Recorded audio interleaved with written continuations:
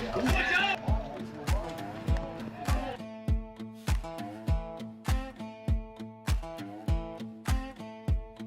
the road, off of the interstate, past the white lines where the fields roll and the rivers break, you'll find a four-way stop sign, a church on the corner, and a dairy bar. Right in the middle of nowhere, it's the middle of everything.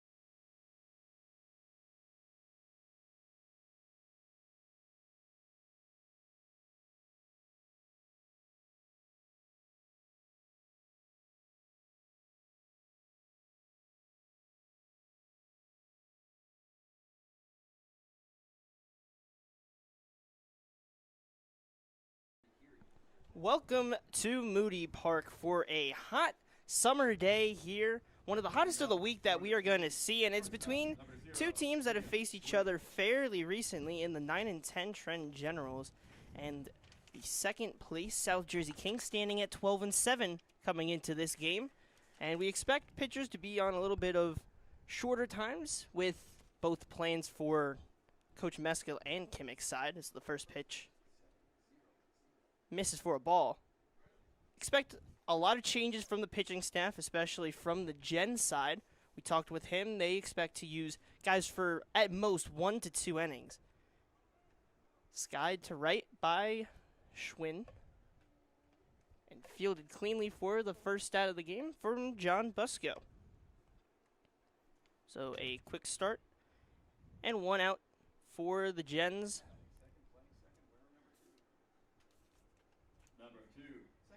Yeah, you said it best, Josh. It is a really hot day here from Moody Park, but you know what? These teams are ready to rock and roll, and you got two teams who are still very hot. Gens, despite a couple of losses recently, have been on that general upswing from their rough start to the season. And on the other side for the Kings, still second in the Liberty Division, only a game and a half back of the Mammoths. Grounded towards third, past J.C. LaQuara and into left field. Bogart's looking for 2. He'll stand up easily. A 1-out double for Jason Bogart, and the Kings already getting it going at the plate, and it'll be Mike McGinley to take his first at-bats in the 3-hole. Real nice piece of contact there from Jason Bogart. He barely sneaks that down that third base line, but that's all you have to do as that trickles all the way to the left fielder. That's an easy 2-bagger. And a great start for the Kings already with the runner in scoring position. And there's really nothing that Destrabats can do out there in left. Had eyes for a double, and Bogart was able to find himself there, so already working quickly off the starter of Safochnik. Fouls off the first one.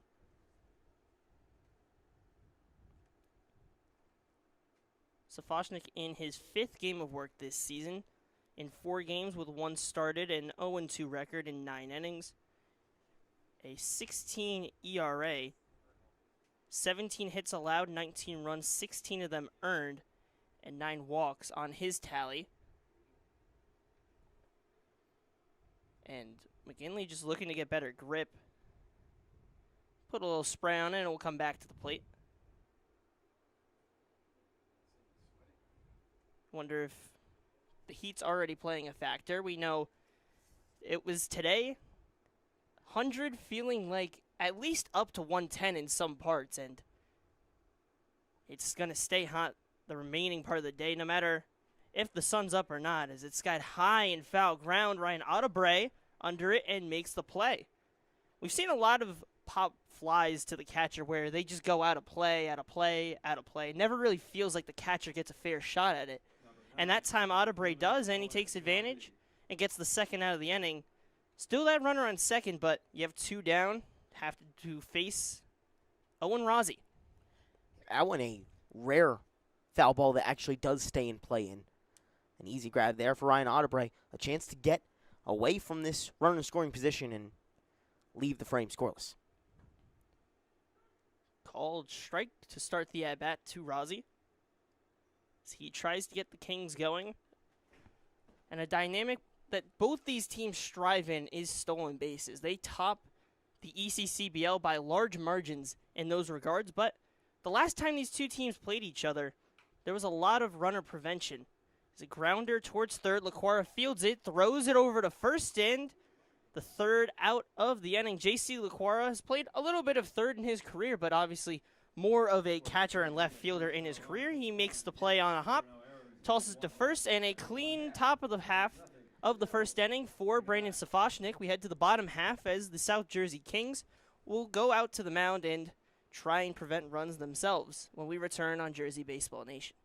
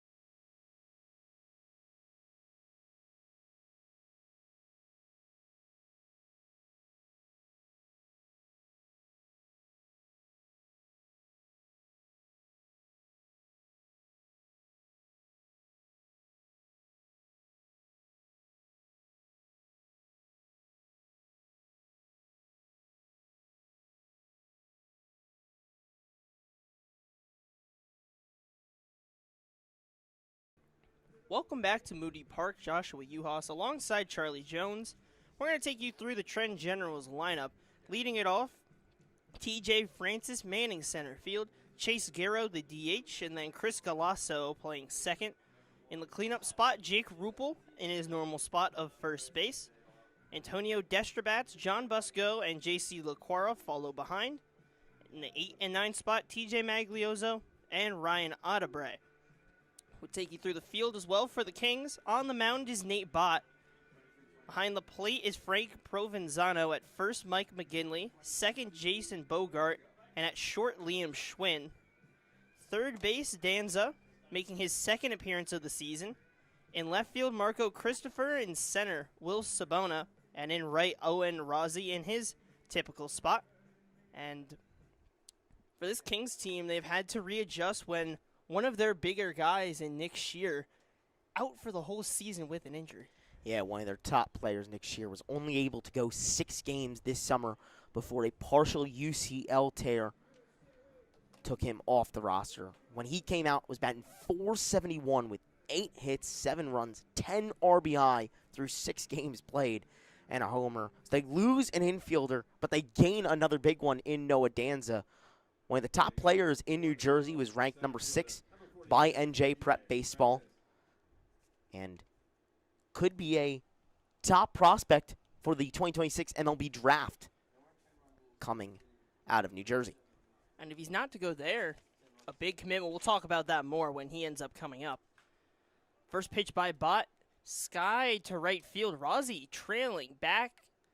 Had a lot more carry on it than it was first believed, but Rozzi tracks it down for the first out. We've seen Francis project a lot of power out of that bat, but in those recent times here at Moody Park, it's fallen into the glove of an outfielder. Yeah, that one kept on pushing and pushing and pushing despite the wind blowing right to left. Owen Rozzi did track it down, though, after a first step forward. Got his bearings and then made the easy first out. So now it'll be the big lefty of Chase Garrow. Take a big swing on the first pitch. So far on the season, with a 324 average, 375 on base, and a 459 slug. As he fouls that one off to the left side. He's gotten a good groove so far in the league, and you look at his last basically his last 4 games. 3 of the 4 he's produced a multi-hit game. 2 hits against the Mammoths, 2 hits against these Kings here, and 2 hits against the Capitals. So really finding his groove, but in a 1-2 count here, has to find a way to work a good at-bat if the Generals want to start this game on top.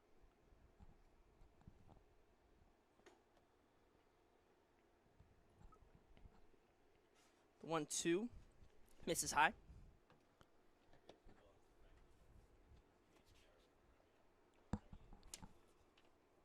Bot gets set and delivers.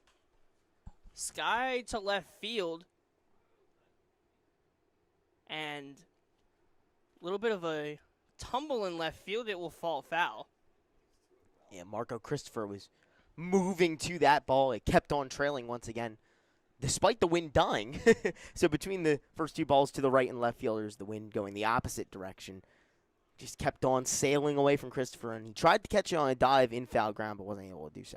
And for the Hopewell Valley product, he has to be happy to get that second chance here, really that second life, because it was a play that could have been made. It was close, but the ball ended up trailing away from him. The 2-2 just misses.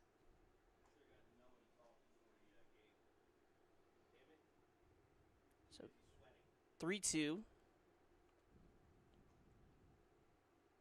From Bot to Garrow.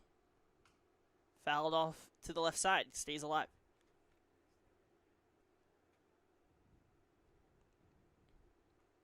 So far this at-bat has kept fighting. Just not going away for the starter of Bot. Fouls off again. Yeah, it really does keep on fighting. That one, another foul ball. And we've seen the Generals do this often, where they come to the plate and they produce long at-bats. However, regardless of the result, on a day like this where both teams have a lot of pitchers, that may not be as big of a factor. And after a long at-bat, Garrow works a walk. So a 1-out base runner was produced by the Kings on a double from Jason Bogart, and a 1-out base runner is produced for the Generals with a walk from Chase Garrow. And now returning to Moody Park, did not play on Tuesday, it's Chris Galasso.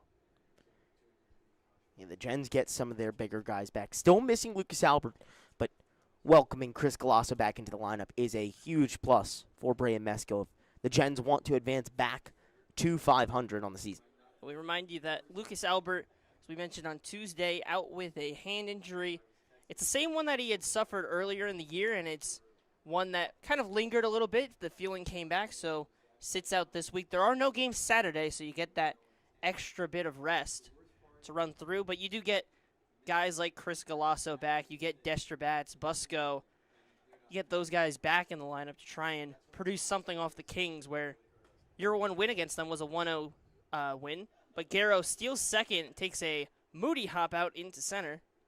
But a good backup from Liam Schwinn gets there to ensure there is no chance for Garrow to advance. But that kind of answers one of the questions I was having before this game is, the last time you faced the Kings, Provenzano was throwing out runners, and you really could not get that stolen base game working. And here already, Garrow gets on the move, successfully steals second. Yeah, you're completely right about that. Provenzano was 2 for 3 on caught stealings in Game 1, and that slowed things down in Game 2. Only 2 stolen bases for the Generals in that latter of the 2-game set as well. 1-1 fouled back into the fence. We know when talking to manager Tyler Kimmick, Nate Bott, throughout this whole season, but also today, on a limit, whether he hits 3 innings or he hits 60 pitches, it's whatever comes first, will be the end of Bott's day. The Generals hoping that they can make that one a short one. Called strike 3 on the outside half. Galasso will go down looking. First strikeout of the day for Bott, the second out of the inning.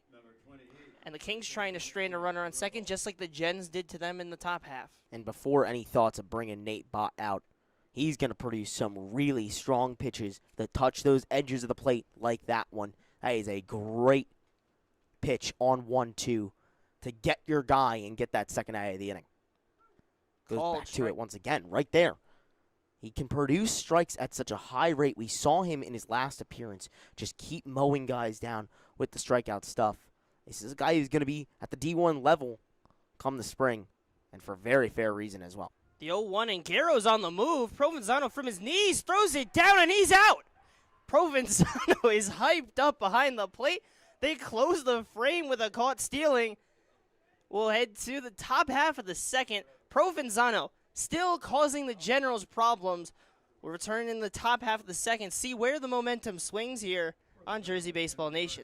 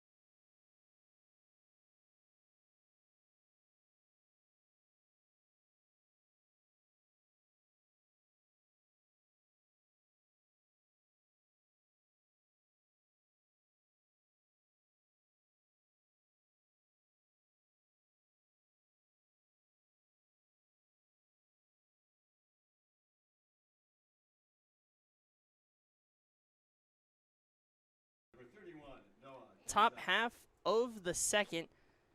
And it's the new addition for the South Jersey Kings stepping up.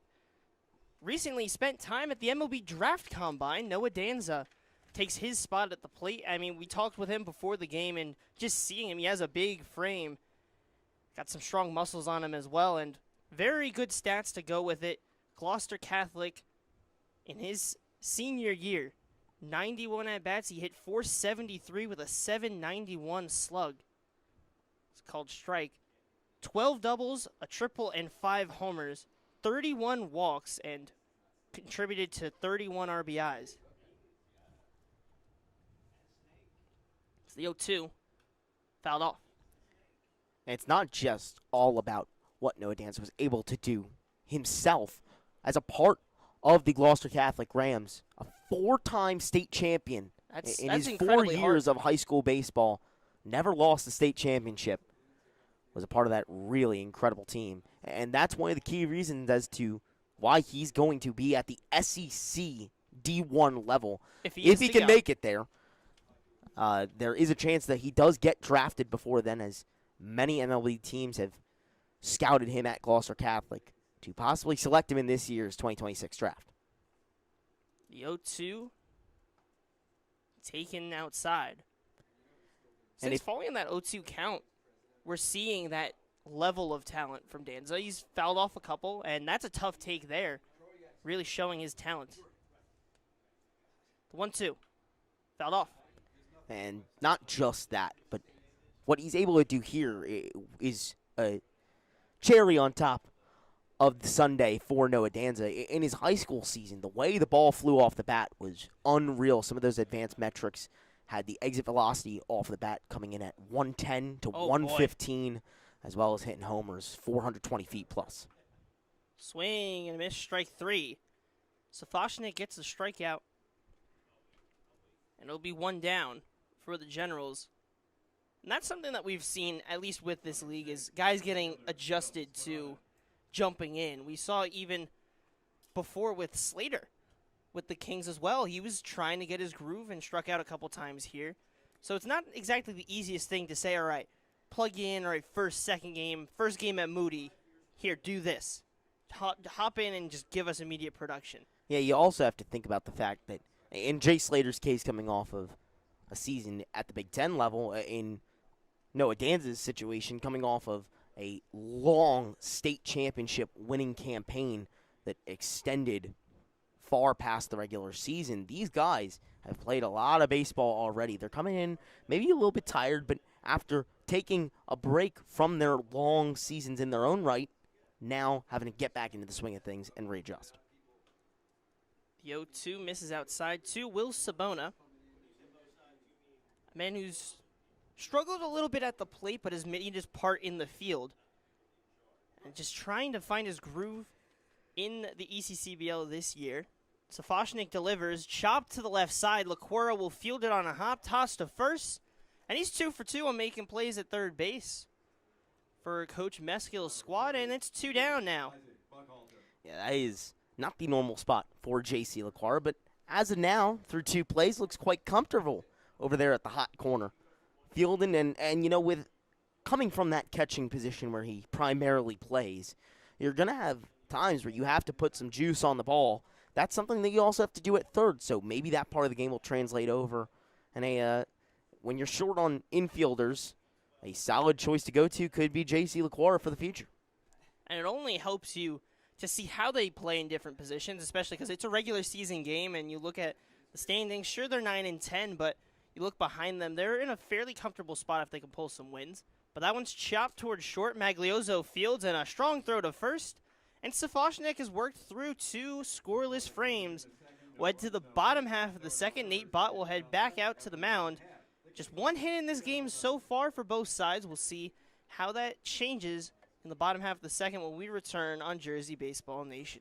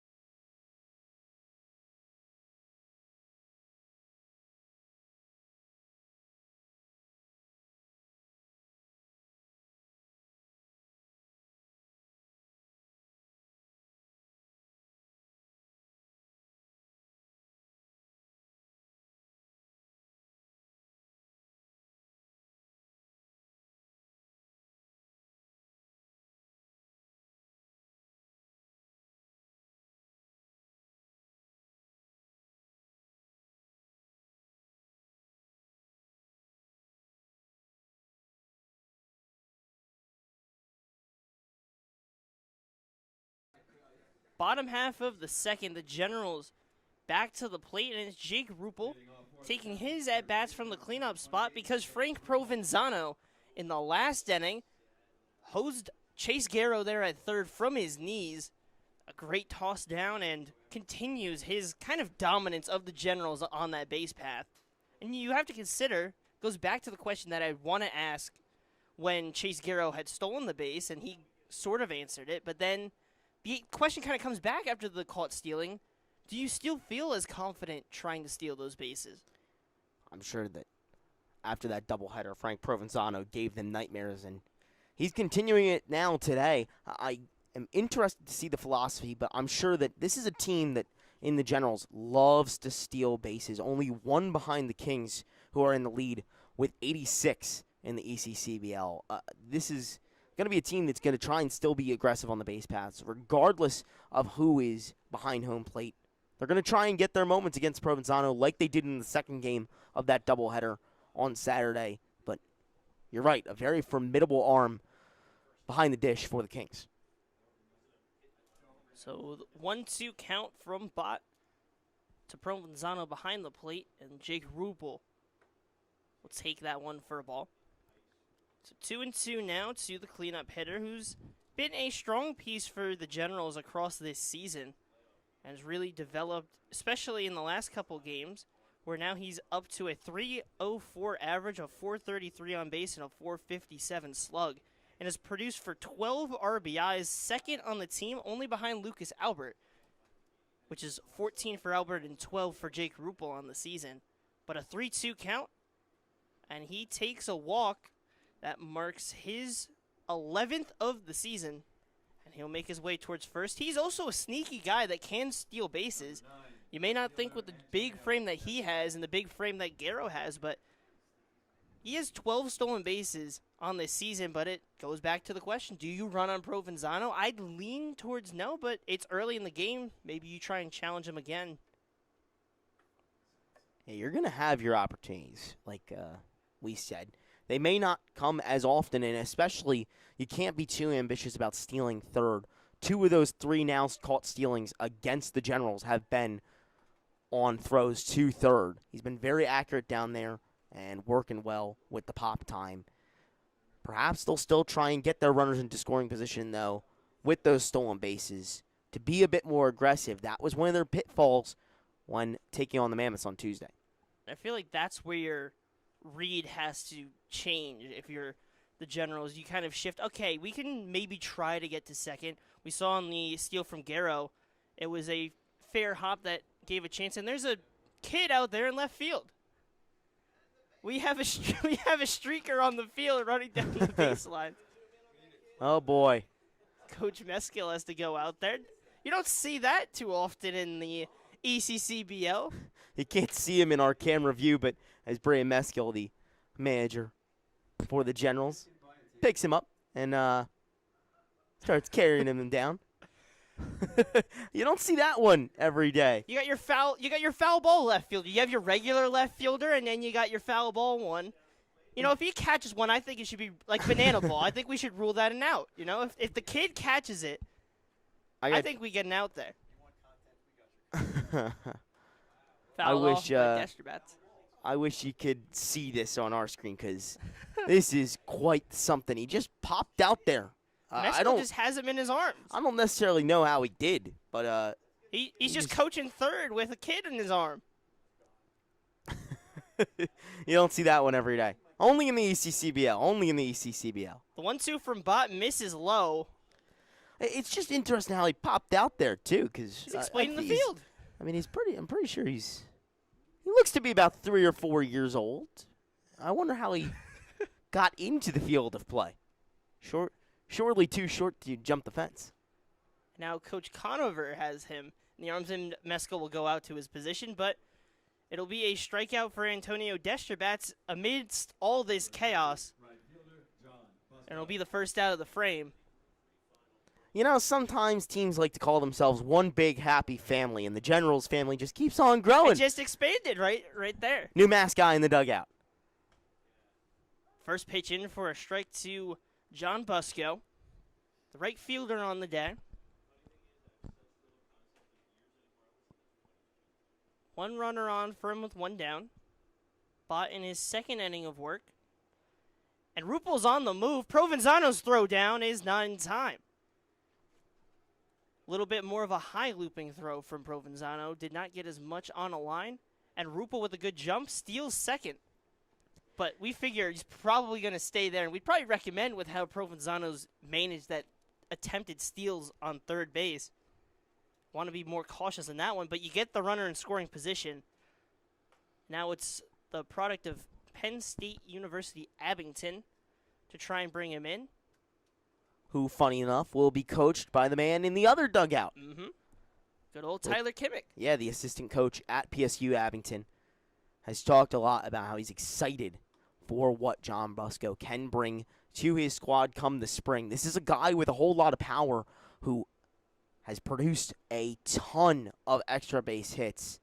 He's excited to see how that ball lifts off the bat and how he can extend and be aggressive on the base paths come the spring.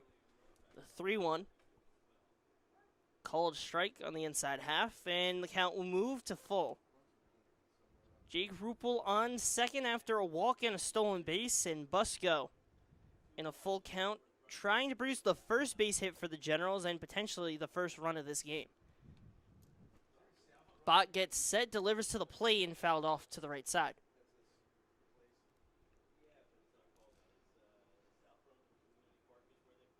So we'll reset. Get another shot at it.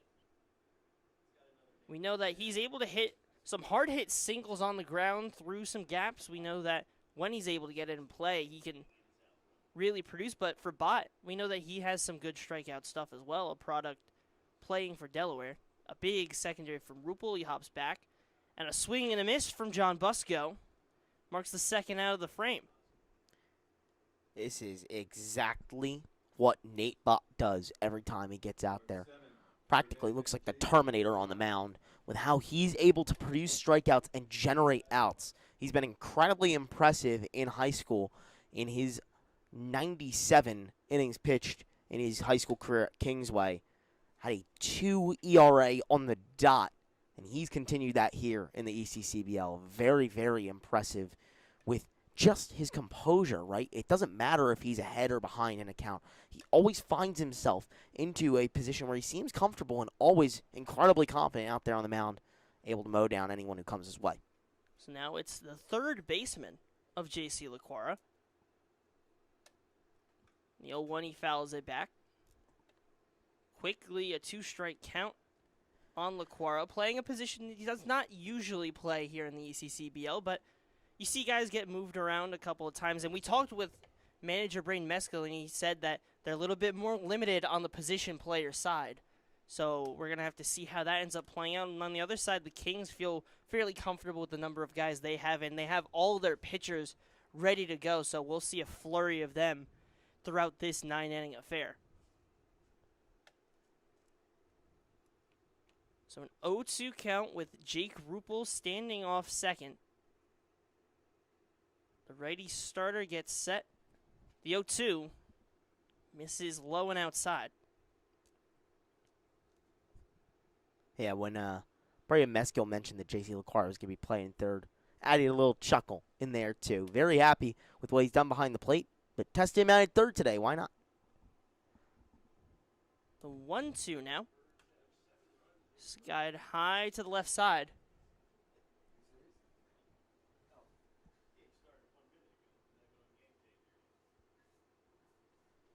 Starter of Bott trying to work a comfortable 3, work to his limit.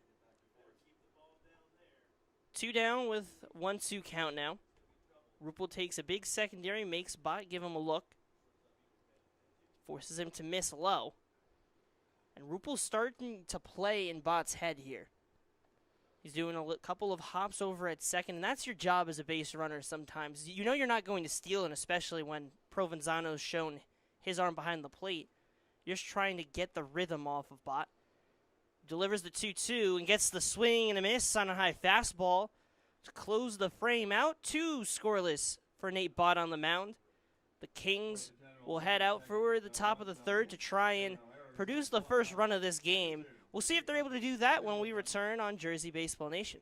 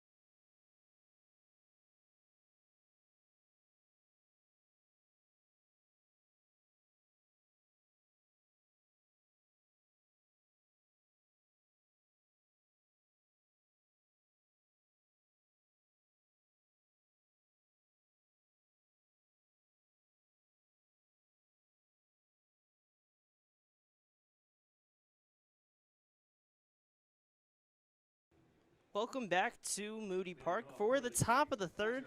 2 scoreless frames from the starters of Nate Bott and Brandon Safochnik.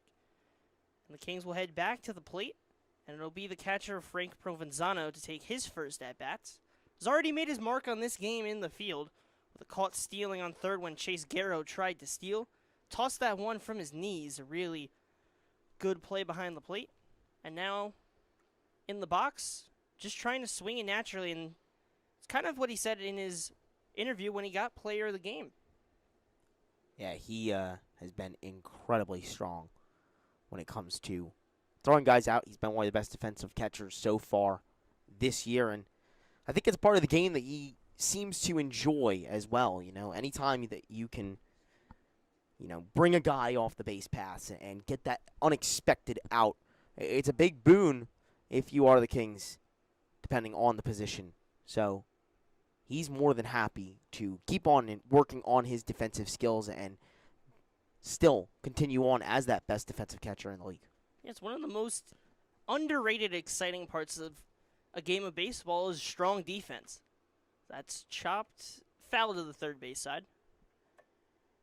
A nice, strong play. Like, you ever put on one of those hardest or strongest throws from the outfields, and you see that Yoenis Cespedes clip where he just throws it all the way from almost at the warning track down to the plate, or all those guys with strong arms throwing runners out, and you see the ball loft in the air and then drops in, and you see the ump make the motion, he's out.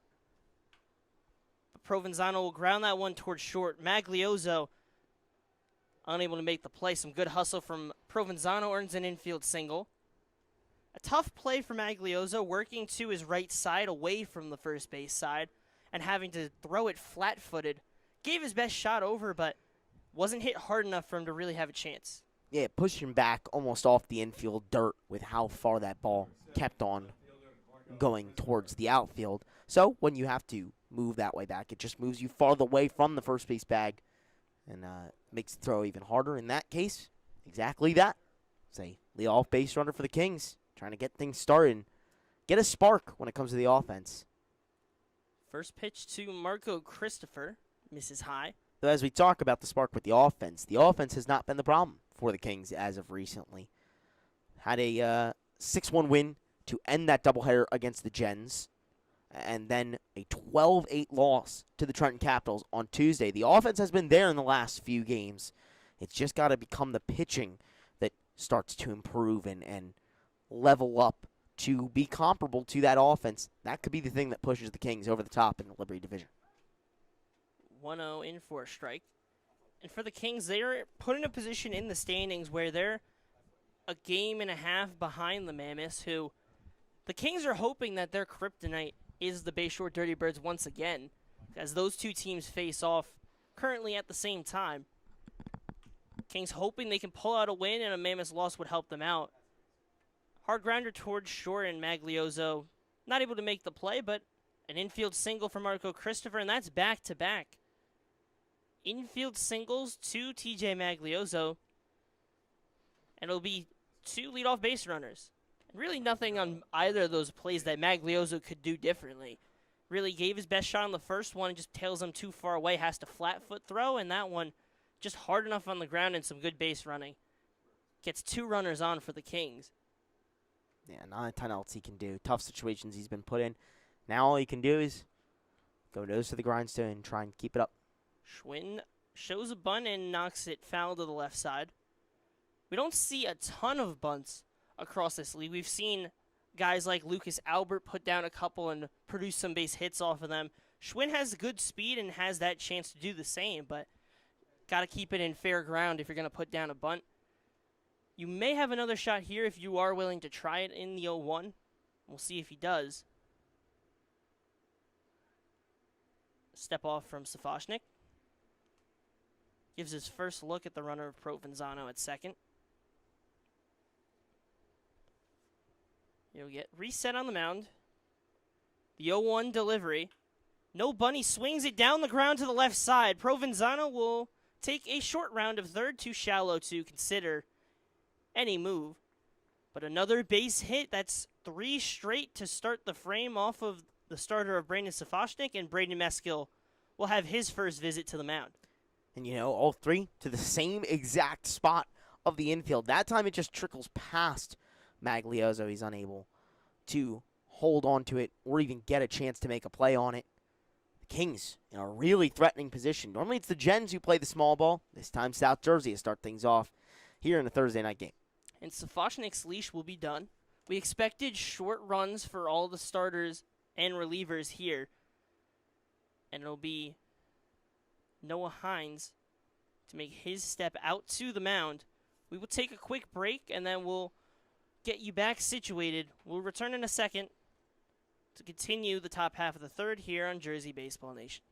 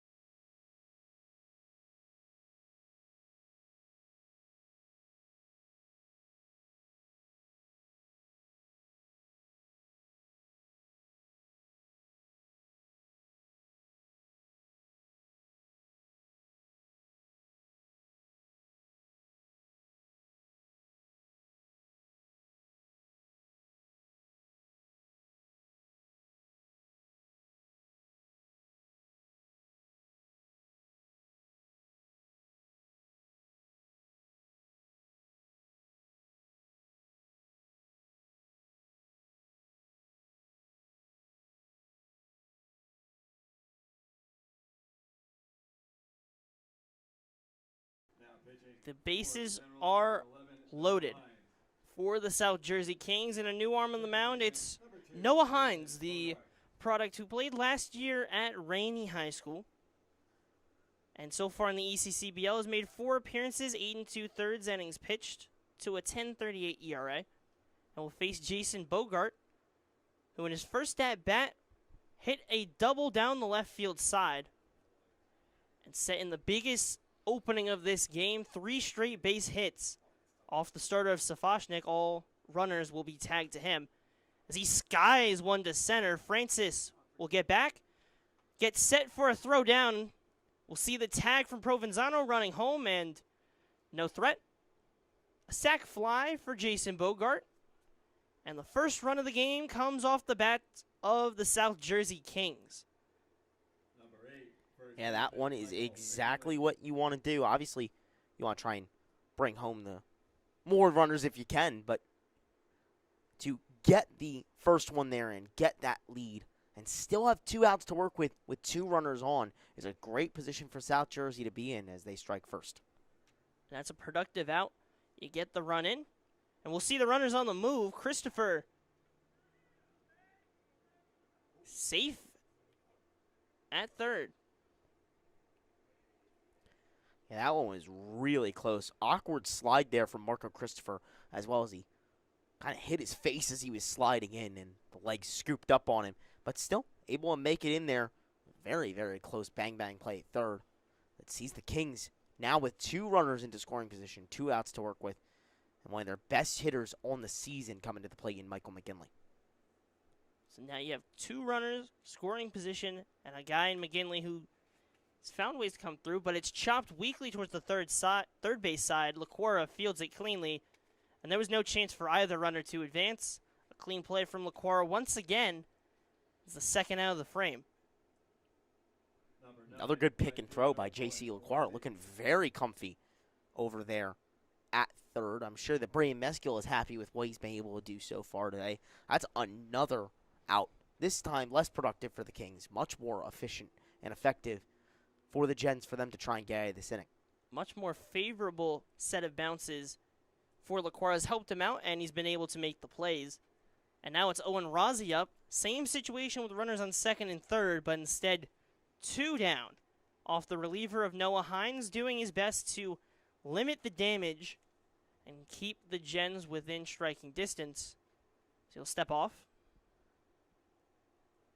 Solid speed at second, so a single could score 2. Hines delivers. Catches the bottom of the zone. 1-1 now, the count. I had mentioned McGinley was one of the best hitters on the season for the Kings. Well, their best hitter on the season in Owen Rozzi coming to the plate right now. 15 games, 19 hits, 19 RBI. This is a guy who's ready for the big moment at any situation, and that's exactly why he'll be heading to Pittsburgh come the spring. One of the best power bats in New Jersey playing for the Kings this summer, and he's been crucial for Tyler Kimmick's squad in getting out to that 12-7 start and being second in the Liberty Division. Another big spot for him right here. One of the few guys in this league that does not use batting gloves at all. Keeps his bare hands on his firewood. 1-2. Fouled off. He's a strong guy as well. You got to have some good grip if you don't want batting gloves. For me, I always felt like I needed them. I didn't trust my grip strength quite that much. Always had nice little, usually like red, white, and blue kind of coloring to them. That just ended up being the ones I got. But Rozzi, throughout this whole season, no batting gloves. And honestly, it's a mode I can respect. Wonder if that's been a superstitious or tradition thing for him. Maybe that's how he grew up playing the game and just stuck with it. The 1-2. Considers but takes outside. 2-2 the count. Noah Hines on the mound with Marco Christopher at third and Liam Schwinn on second. Delivery from Hines. Hit hard on a line and caught by TJ Magliozzo. He jumps up to make the play. And Noah Hines does his job with the help of the defense behind him. They limit the Kings to just 1 run after the bases found themselves loaded. We'll head to the bottom half of the third. The Generals defense steps up. We're seeing both sides take control. It'll be Nate Bott heading back on the mound for his third inning of work when we return on Jersey Baseball Nation.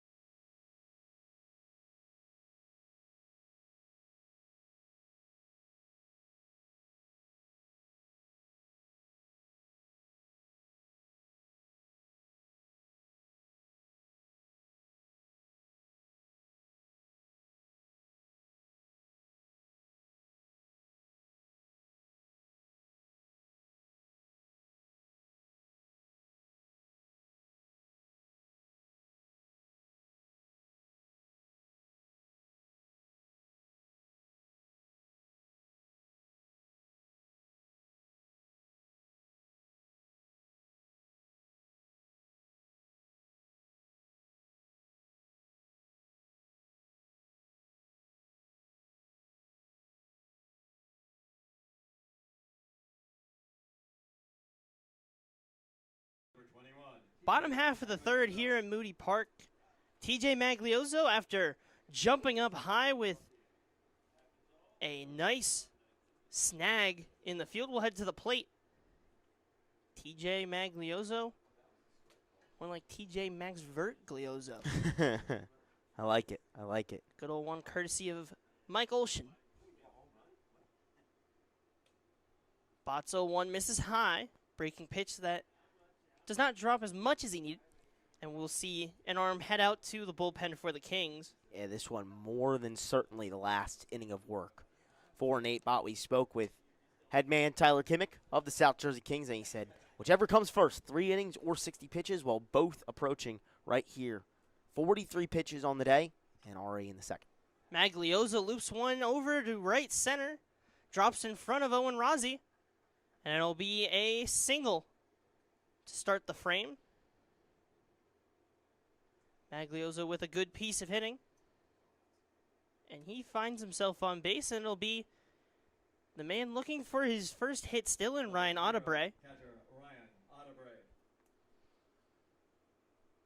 He's done a strong job defensively behind the plate, but still trying to work that bat so far. Was a strong producer for Hopewell Valley. In tournament play, he hit a game-tying 2-run home run against Heightstown. Remember following along with that one when I was covering the Lawrence Cardinals, and we were following along with that game to see who their opponent would be. And it was this guy right here at the plate that came through with a big homer. So we know he has the power and the average in him, just trying to get comfortable here in the ECCBL so far, but feels like once that clicks, he's going to get in a groove. You see that a lot of times with hitters, where you seem so cold that you can never break out of it. And then the next week after you find that first hit, it's just an explosion. All it takes is one. That could kickstart the season for Ryan Audebray, who's only played 7 games. It's not like he's been with the Gens the entire season and looked for his first hit through that entire time. It will come. Just got to be patient and bide your time. You're right, though. His defensive contributions have been what kept him behind home plate so far for Bray Mescal. Bot's pitch to Audebray, a swing and a miss. A full count now to the catcher for the Generals. Maglioso, the runner on first after a leadoff single. Dropped down in right field. Full count delivery. Swing and a miss. Audebray goes down on strikes for the first out of the inning, and we'll head to the top half of the lineup. TJ Francis take his second time at the plate. Feels like all the time we're talking about, especially in a Generals game, a lot of TJs. Oh, yeah. TJ Francis, TJ Maglioso. And just to confuse things, just that little bit extra, JC LaQuara. Whole lot of J's. All the acronyms. TJs, JCs. We got everything that you want here. The ECCBL.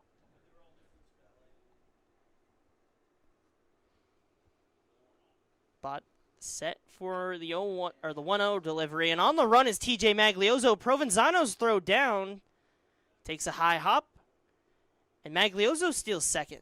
So once again, it's that mindset of stealing second, not third. And I think that's an adjustment from the last time these two teams played. After they got caught stealing a couple times from Provenzano, they were very hesitant to try and steal. We're seeing them confident in the run to second, and then keep those runners put. You get them in scoring position. Skied into center field. Maglioso will stay at second. Too shallow to make a consideration to run on the arm of Will Sabona. And now it'll be the DH of Chase Garrow. The Generals with just one hit, produced by the man on second, who reached on a single and stole second. And Garrow is trying to get his first swings in play. Had to walk his first at-bat, first appearance. Fouled off to the left side. That's something we saw a couple times. Fouled 4 off in that at-bat. Yeah, he really fought last time up, and it proved to be rewarding as he took that walk. Trying to get on any way he can here as well. The 0-1 from the righty. Drops in for a strike. So quickly, 0-2. If Bot is able to escape this inning. It will be his day. The 0-2 with a runner on the move. Garrow fouls it back. A little bit of a hidden run attempt with the 2 strikes. Maglioso will have to make his way back. So we'll try the 2-strike point again. Lefty of Garros gets set in the box, and Bott gives his look at Maglioso before dropping the 0-2. Fouled off again. Fighting and fighting and fighting. This is just what Chase Garrow does. He will not go away. Nor will the Heat throughout the last couple days. The 0-2 from the righty starter. Grounded to the right side. Fielded by Bogart. He'll have to make a good throw to first. And a great job, a good read and throw from Jason Bogart on a weak chopper to the right side. Garrow did his best and made it a close play, but not enough. The Kings strand a runner on second, and we'll head to the top of the 4th, and it'll be Noah Hines returning to the mound on Jersey Baseball Nation.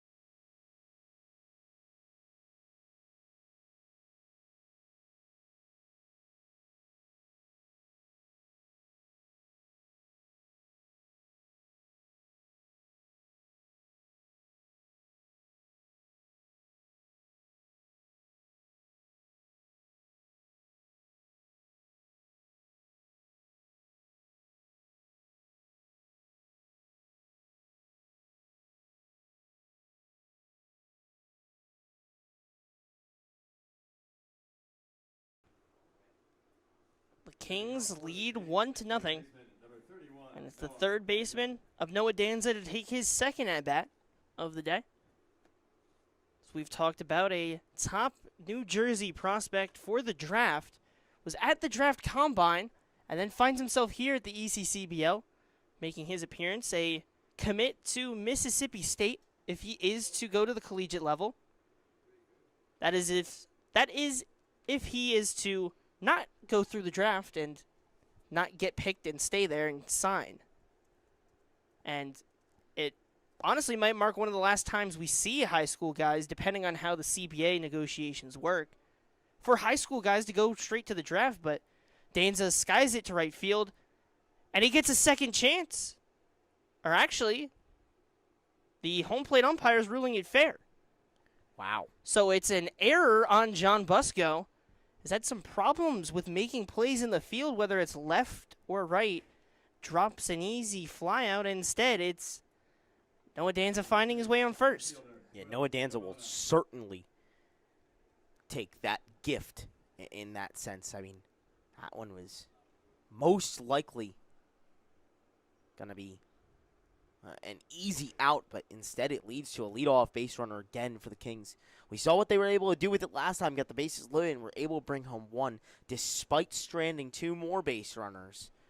Maybe they can compound that energy that they had in the last half inning to do so once again here in the top of the 4th. First pitch to Sabona is a ball.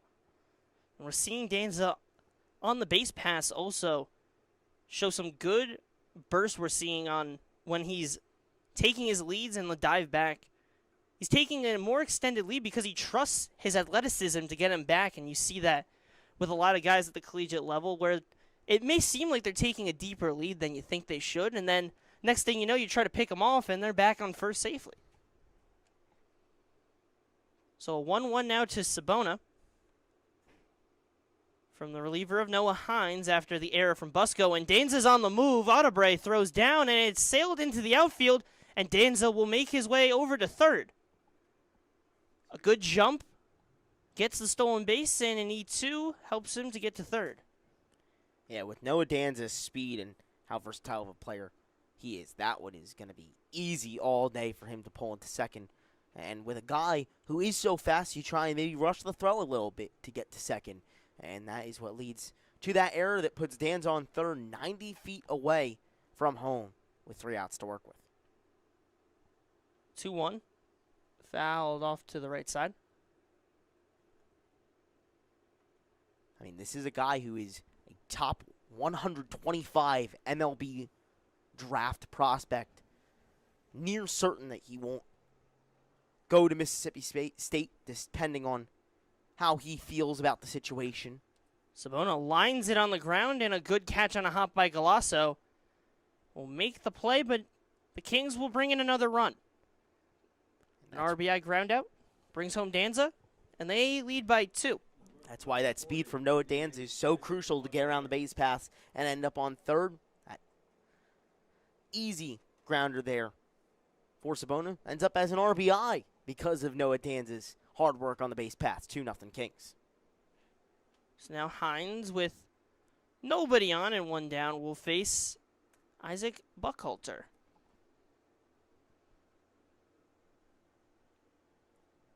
The Gens struggling to produce offense in the last couple games, and it's something that Coach Braden Meskila is aware of. They're just not able to produce. Skied into center field. Francis will make his way back and make the play for a F8 fly out to Francis. It'll be 2 down now. Stepping up to the plate is the catcher, Frank Provenzano. Catcher Frank Provenzano. Interesting start to the inning. Catcher takes a breath. We'll get ready to face the reliever. 2 down, but the Kings bring in a run. First pitch in for a strike.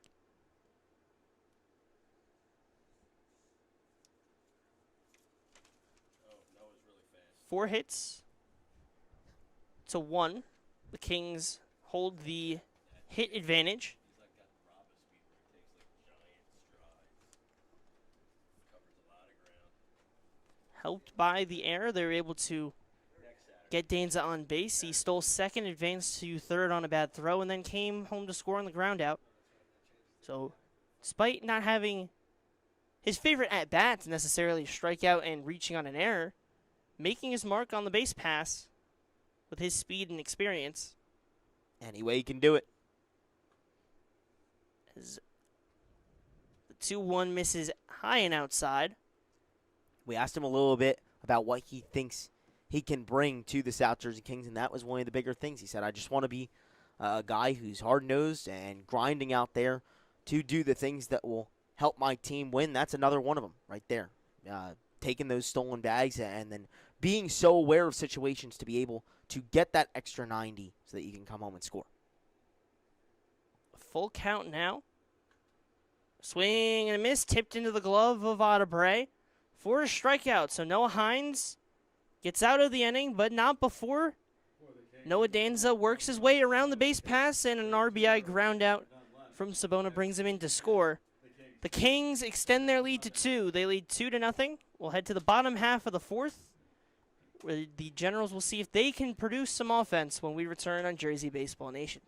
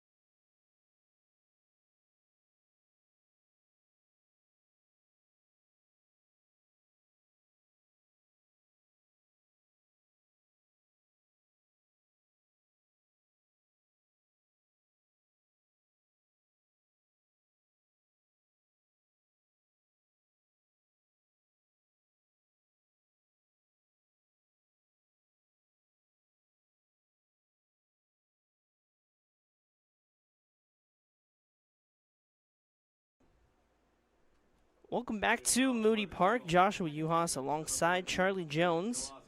We get to the bottom of the fourth.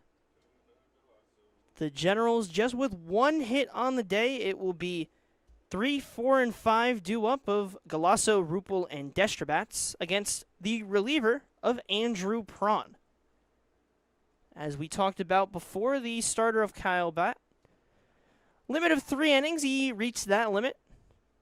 3 scoreless frames, exactly what manager Tyler Kimmick was hoping for. It's a called strike to start out.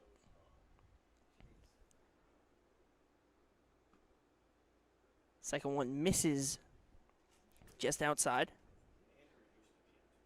So 1-1 now to the second baseman on the day of Chris Galasso. 0 for 1 so far. And he'll chop that one weakly up the middle. Gets past the glove of Prawn. Takes a weird bounce. Schwinn makes the play and throws it to first. And gets the out. What a play from Schwinn. Just beat Prawn. And then a tough bounce for Schwinn. Got right up to his chest. And this is one of the more animated Braden Meskills we've seen. Not very happy with that one. Schwinn, what a play. He gets the call in the field for the first out. And now it's Jake Rupel, the cleanup hitter. One down, a swing and a miss to start the at-bat.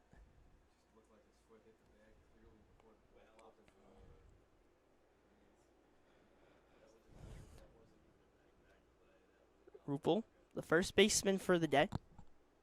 Swings and misses on the second.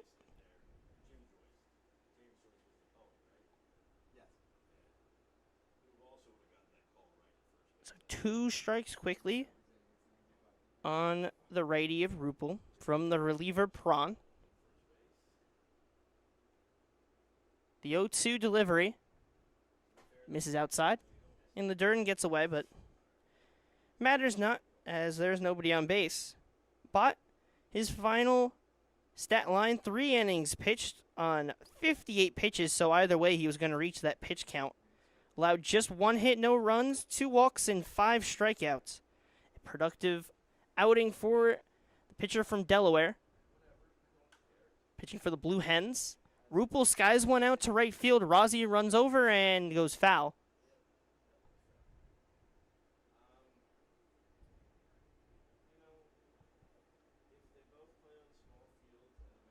So we'll try it again. Rupel trying to get the second base hit for the Generals. The first, a single dropped into right by TJ Magliozzo. But other than that, it has not been the offensive showing that Coach Meskill had hoped for from his side that has struggled recently. Called strike 3 on the outside half. And Andrew Prawn has his first strikeout of the day. And already 2 down here with Antonio Destrabats.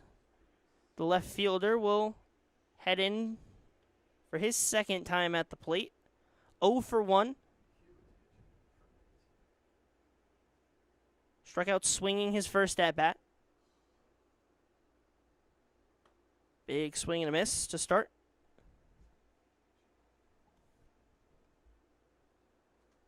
The lefty trying to get comfortable.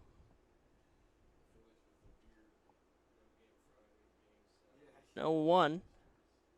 Skips in the dirt to the plate. 1-1 now.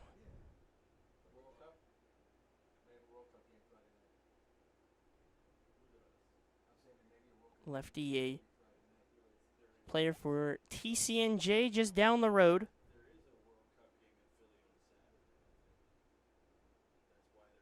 In a 1-1 count.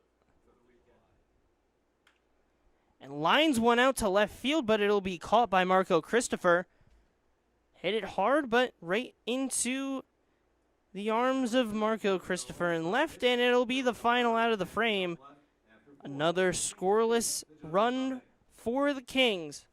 will head to the top half. They try to extend their lead as they will face off against a new pitcher in Bryce Miyaski. We'll be right back on Jersey Baseball Nation for the top half of the fifth when we return.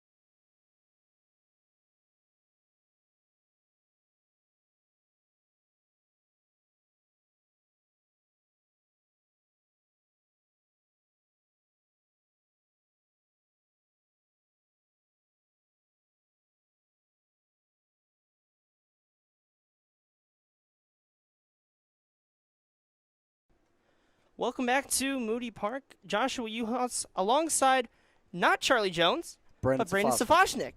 Great to have you up here. Thank you. Great for having me. How'd you feel today? Felt good. Felt a lot better.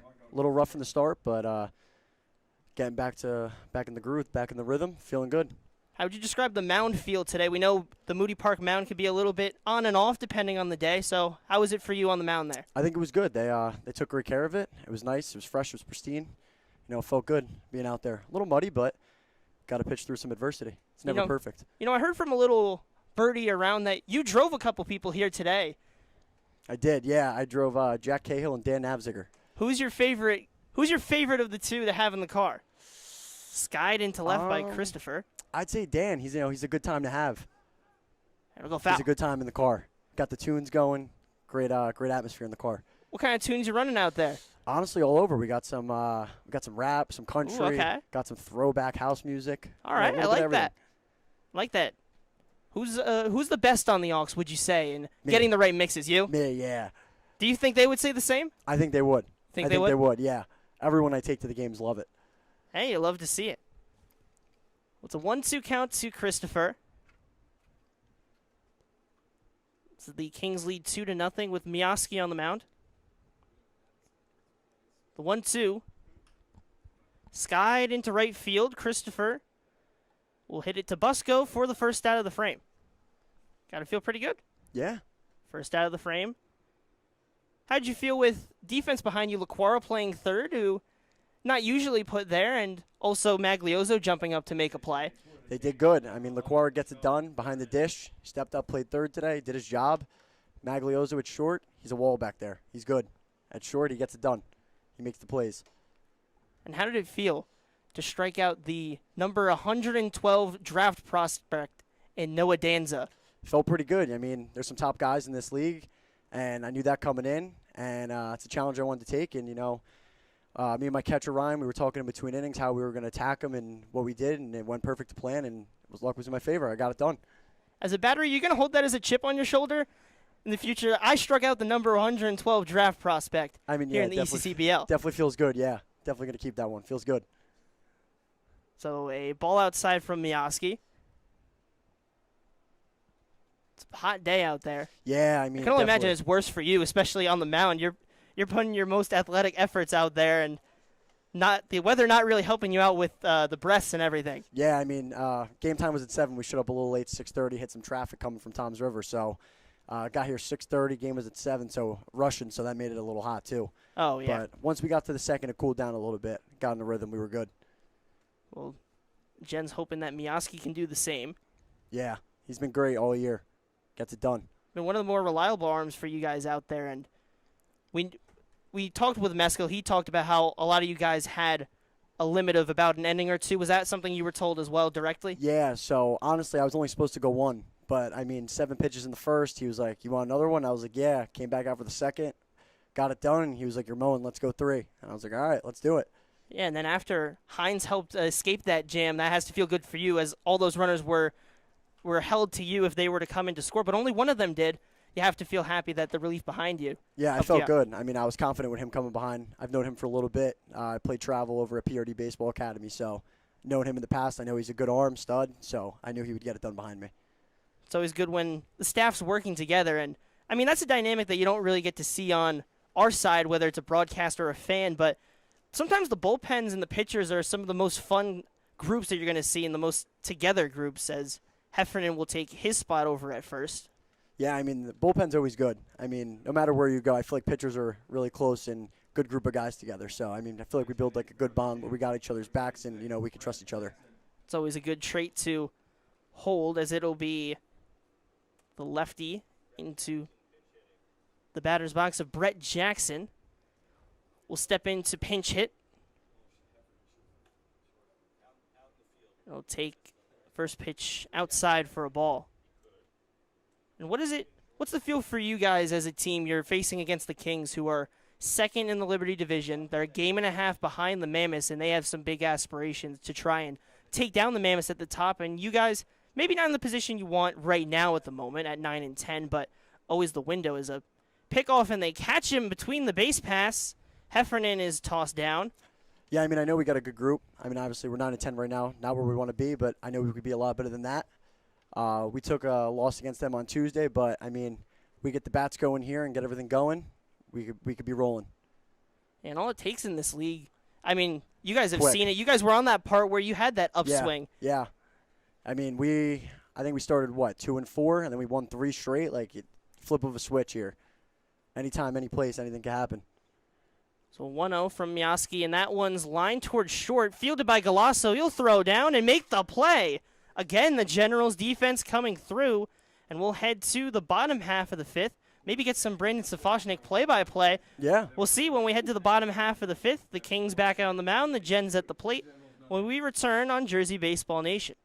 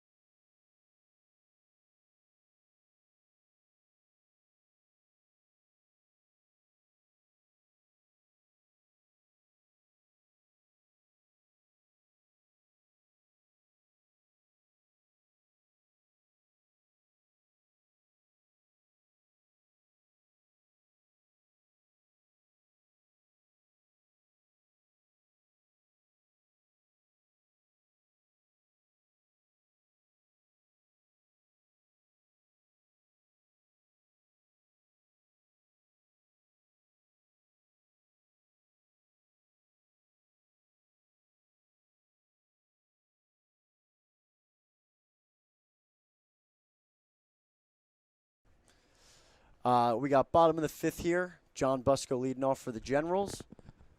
Fresh new inning. Ball low. Still 2-0 game. Hopefully the Generals can get something rolling here in the bottom of the 5th. Yeah, you got to hope so, especially for you playing on the team. Yeah, I mean, definitely need this one to get back to 500.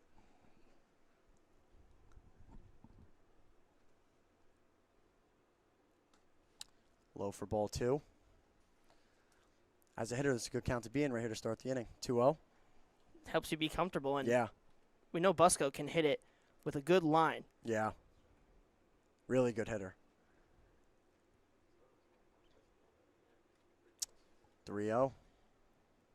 You know, we talk about his bat, but what kind of personality is it to be around Busco? Really good person. One of my good friends is his best friend, actually, and he's from Tom's River, from where I'm from. So, known him growing up, played against him. He's a really good kid. Really good kid.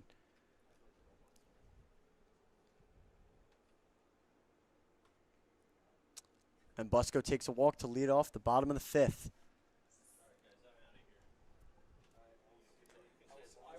All right. Now we got number 7, J.C. LaQuarra coming up. Guy on first, nobody out. Number 7, third baseman, JC LaQuarra.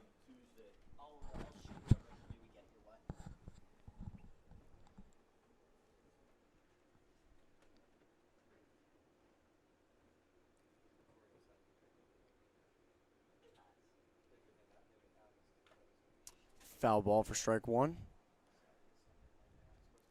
Clora's been hot this year. He's been swinging it well, playing good defense. And one of the vets of this league.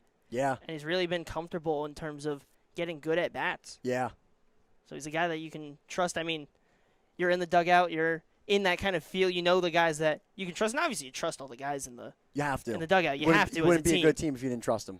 But he's one of those guys that really is kind of that, because he's played in this league before, really that veteran Yeah, presence he that gets every it. team needs. He got us to where we all needed to be. All the new guys coming in, we knew what to expect, but he really got us there to exceed expectations.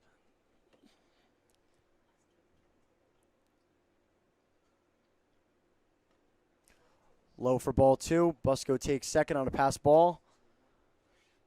Got a 1-1 count here for LaQuarra. Now, wouldn't it be great if you're on the call for a big moment? I know, that'd be awesome. It's the dream. Yeah, right? Nice deep shot to right center, right field.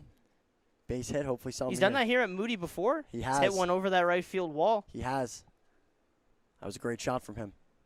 And we've seen Moody kind of come alive with homers this year. Yeah. Wasn't really known for homers last year, at least to what I've been told.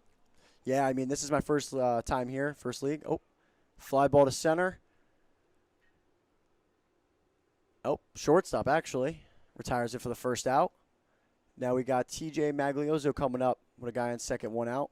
But, yeah, back to what I was saying. I mean, this is my first year here. So I know Lucas Melton, who I played high school baseball with, is 2 this year. Almost the third one of the wall. LaQuarra's got 1. I think TJ Francis has 1. Got a couple guys swinging it well this year, a couple bombs. A lot of guys with a lot of power. I mean, Melton can really put a launch on one. I mean, he has over 600 slug on the season. Yeah, I mean, he's known for his bombs. He had, I think, 8 or 9 in high school this year. I mean, he's that big left. He's got that big swing, a lot of exit velo, good launch angle. I mean, he crushes him when he gets a hold of When one. he gets one, dangerous hitter to face. Yeah, as a pitcher, I wouldn't throw him a fastball. Busco takes off for third, and he's in standing up. Got a 2-0 count for Maglioso.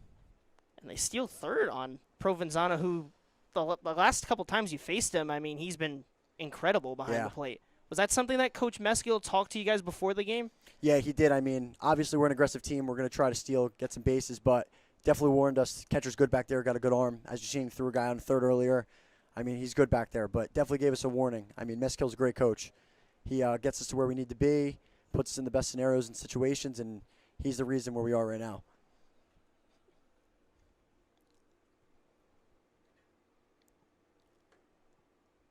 Strike there. 3-1 count for TJ.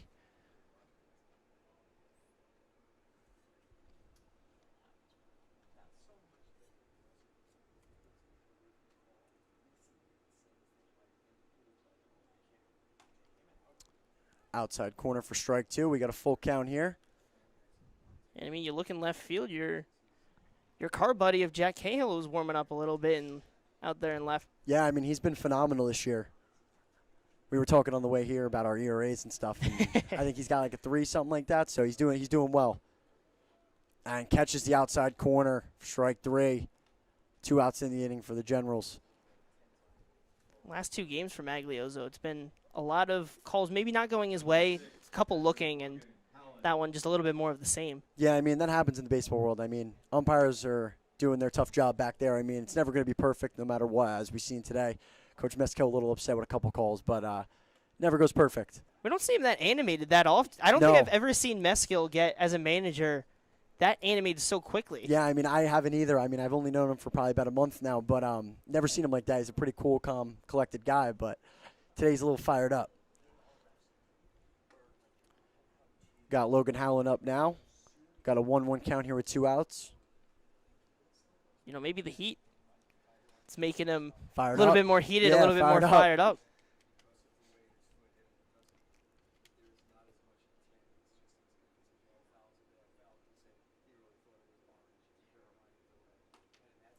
Away for ball 2. Now, what I'm curious is how do you view Howland's batting stance? Because he always has it like this, and then he shifts it over, and then gets set. I mean, being as a pitcher, I'm not a great hitter. I don't know too much about hitting, but for me, I feel like it's like a rhythm or timing mechanism maybe he uses to get comfortable in the box. But, I mean, as a hitter, he's hitting well. So, I mean, do what you got to do. I mean, As a we've seen pitcher, some does that crazy impact stances. you when you see a guy with a stance where it's a little timing mechanisms Oh, are there goes the bat on top of the dugout. different? Look out. And that was strike 3 to end the inning. Wow.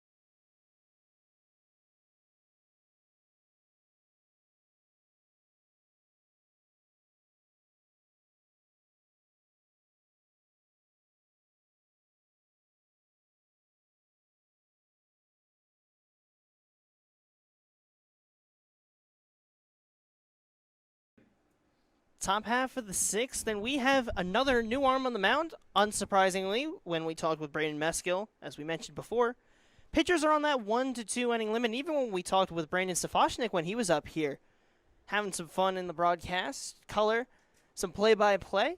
Always great to have those guys up and around runs the Generals' social media alongside Dan Nafziger, so that's really the fun of this league, is really the interconnectedness of everyone. As McGinley hits it hard to the first base side, Rupel collects it, tosses it over to first to the new pitcher of Jack Cahill, card partner with Brandon Safochnik, as we've learned out. Yeah, Cahill, the buddy of Brandon Safochnik, both of them playing for the Gens out there on the mound tonight, taking the duties from Safochnik, who started the game from the Gens. One pitcher in between there, Bryce Mioski, threw 12 pitches, had a solid inning of work and kept us at this 2-0 ball game where the Kings keep on leading. And Rozzi's hit with the pitch. He'll make his way to first. So with one down, now a runner on first. Hit total still sits stagnant at 4-1. And for the Generals, it's really just try and find a way to generate that offense. Your pitching started by Safochnik, who was up here in the booth with us, and then followed along by Noah Hines, who escaped the jam. And then Mioski with a clean inning. They've done a good job on the pitching side. It's just the offense still has to find that way to break through. And skied out to left from Danza. Just missed it at the warning track. It's caught by Destrabats. He'll toss that one back in, the second out. And it's Charlie Jones back on the color commentator role with us. Yeah, I may not be as good of a baseball player as Brandon Safochnik. And after what he showed us on the headset, maybe not as good of a broadcaster as well. Happy to have him up here in the booth. Glad to get some insights that, sometimes we're not able to pick up on. This is a guy who's been in the dugout with Brian Meskill. This is a guy who's out there and having a strong season on the mound and being a part of this Generals team that is trying to edge their way back into that top 3 of the Liberty division, as they've been at points so far this season. To get to hear from him and what that pursuit has been like, and his campaign in this summer has been very interesting. Happy to have him up here. So 0-2 the count to Will Sabona. With Rozzi, the runner on first. Called strike 3 on the outside half. Jack Cahill gets the strikeout, and it's another scoreless frame from the Generals relievers. But the offense, as we were just talking about, has to find a way to get through. Just one hit produced so far in the game. They will head back to the plate, trying to find it in the bottom half of the 6th. Will they be able to? We'll see when we return on Jersey Baseball Nation.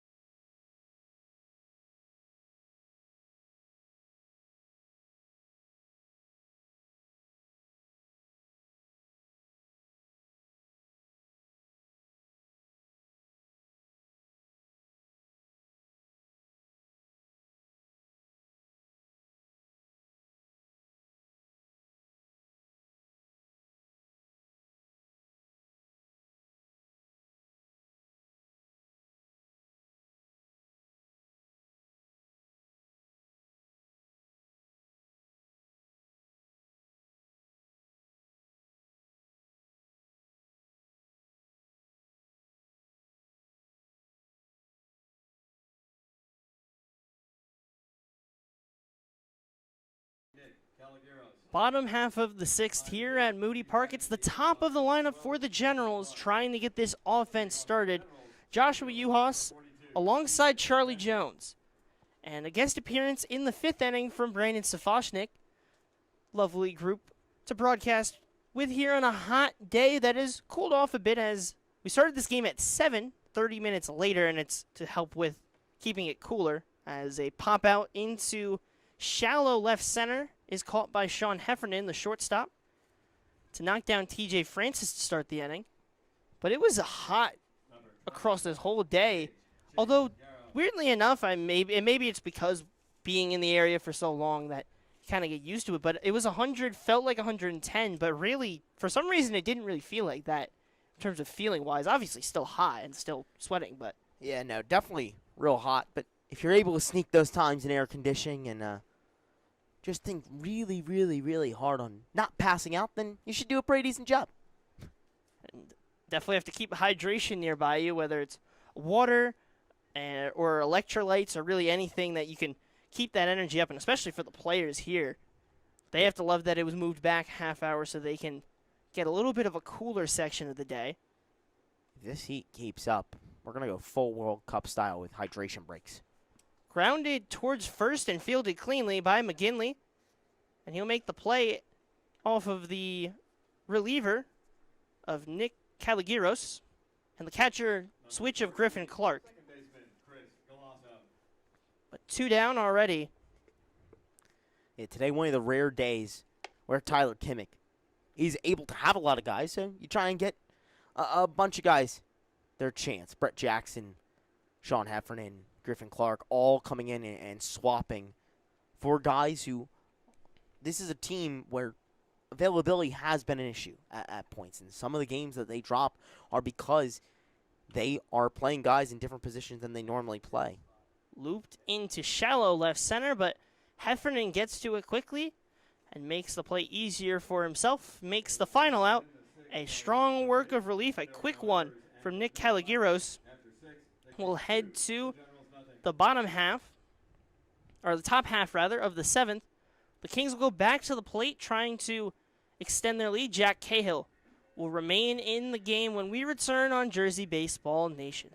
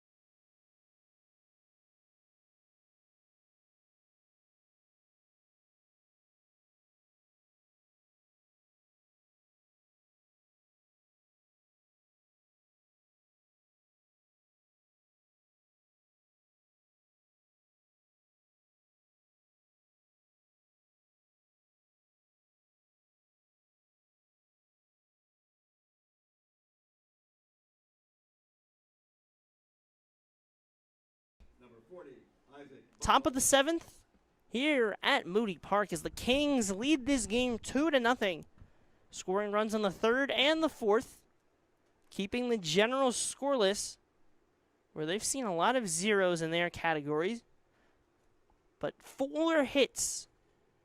The Generals have been doing a good job of limiting production.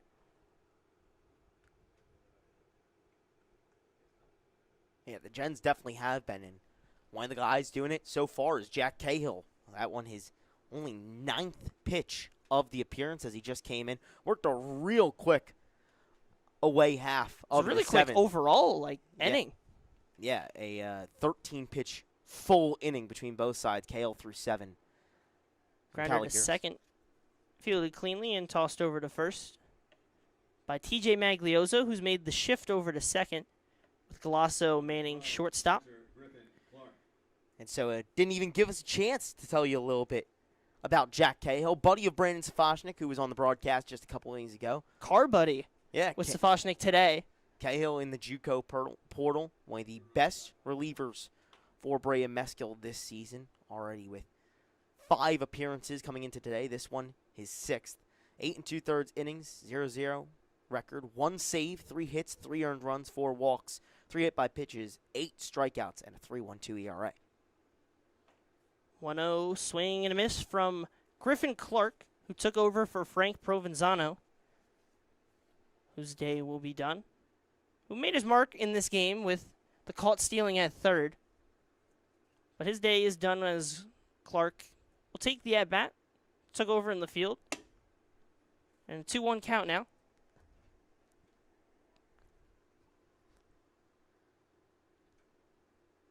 Both sides just as hot of a day. The offense is not as much. Yeah, which is interesting because you'd think with the heat and how hard the sun has been bearing down everything that he would make the ball fly a little bit more. Or wearing the pitchers a little bit more with the energy they have to release. Instead, it's been on the contrary on both ends. So now a 2-2 count. Delivery from Cahill. Good pitch, but just misses. 2-2 now. Both sides have made switches for their catchers. Audebray was switched out for Logan Howland, and Provenzano was switched out for Griffin Clark. So there's been a couple of changes, and on the pitching staffs, we've seen a lot of arms prepared to get used and have been used so far. Obviously, we've talked plethora of times with Meskill's plan to go 1 or 2 for each pitcher. But for Kimmick's side as well, he has a lot of arms in the ready, and we've seen 2 so far. We'll see if we end up seeing a couple more. It's fouled off by Clark. A 3-2 count. And the man out there for the Gens right now, the 4th pitcher of the day. Bray Meskill said he's got a whole boatload of guys ready to go out there and throw some innings. On the other side, Kings also with a ton of pitchers, 5, but only 3 coming into the game so far. That one will miss for a ball, so Griffin Clark will take a walk, make his way over to first base, and it'll be Marco Christopher to take his turn in the box. Marco, Christopher.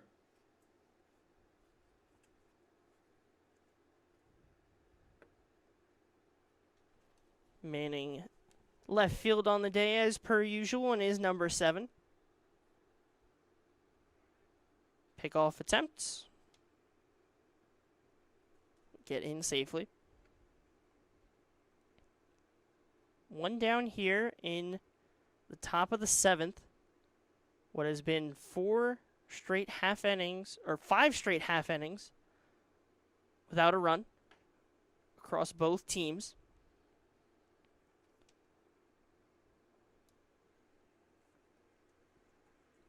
Each side just trying to find that big break.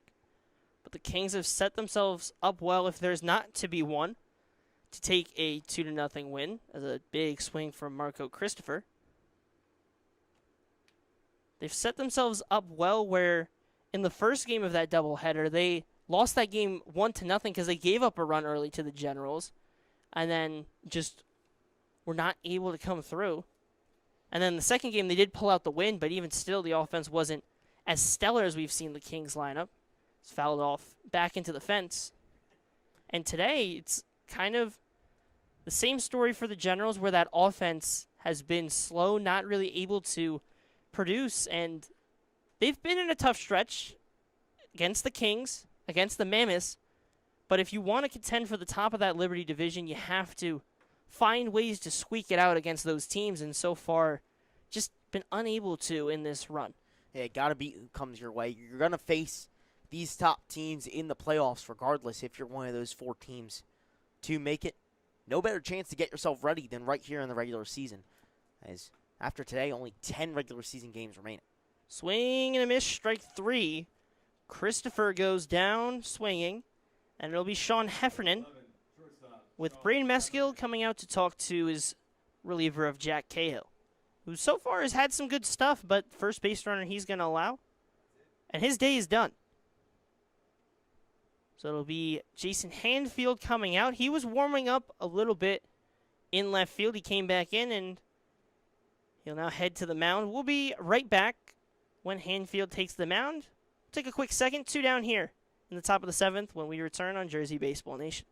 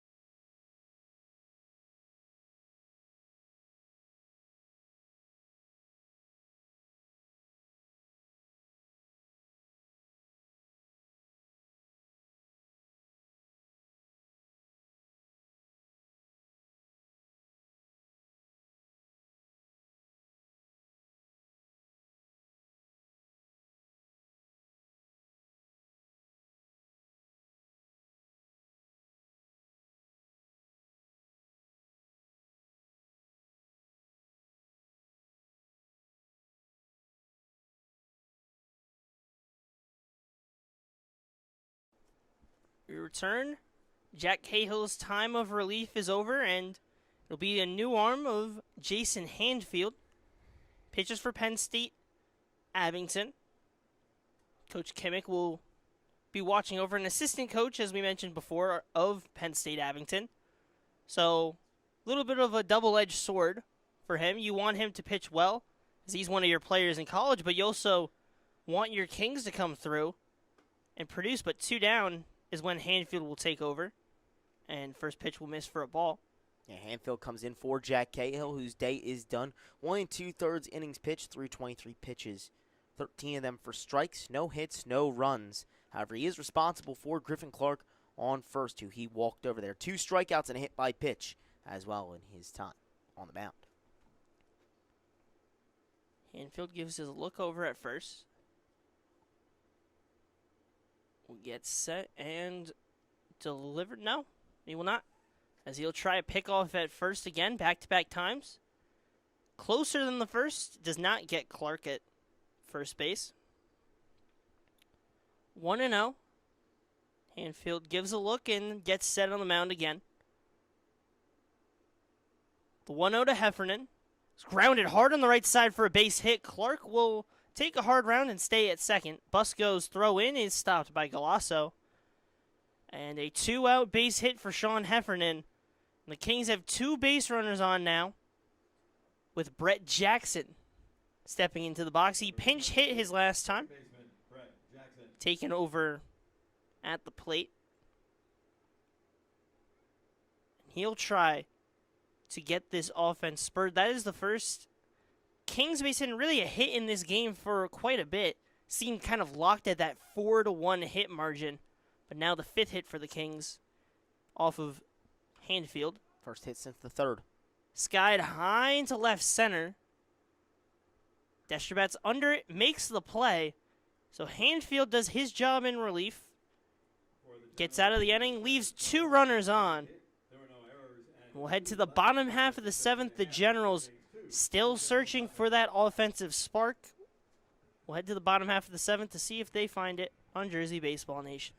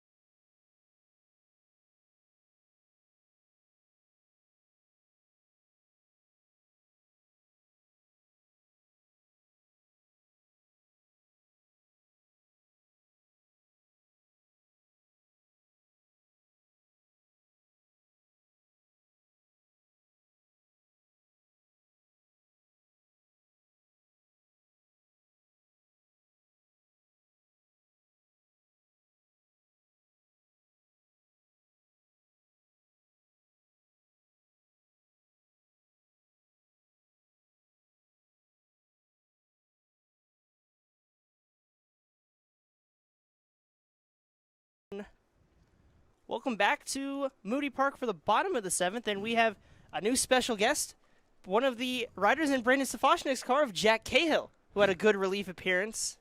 So Rupel grounds that one to second for the first out. How was it for you on the mound on this Moody Park mound today? It wasn't bad. I kind of felt off, but I still got the results that I wanted. I didn't want to walk him, but it happens. And then the offense just 1 hit so far. What do you feel like the key is for keeping that energy up and trying to get back in the game for your gens? Just try to piece stuff together more. It's kind of like spread out base runners and stuff. Their pitchers are throwing well, so we just gotta get it in out of the bunches.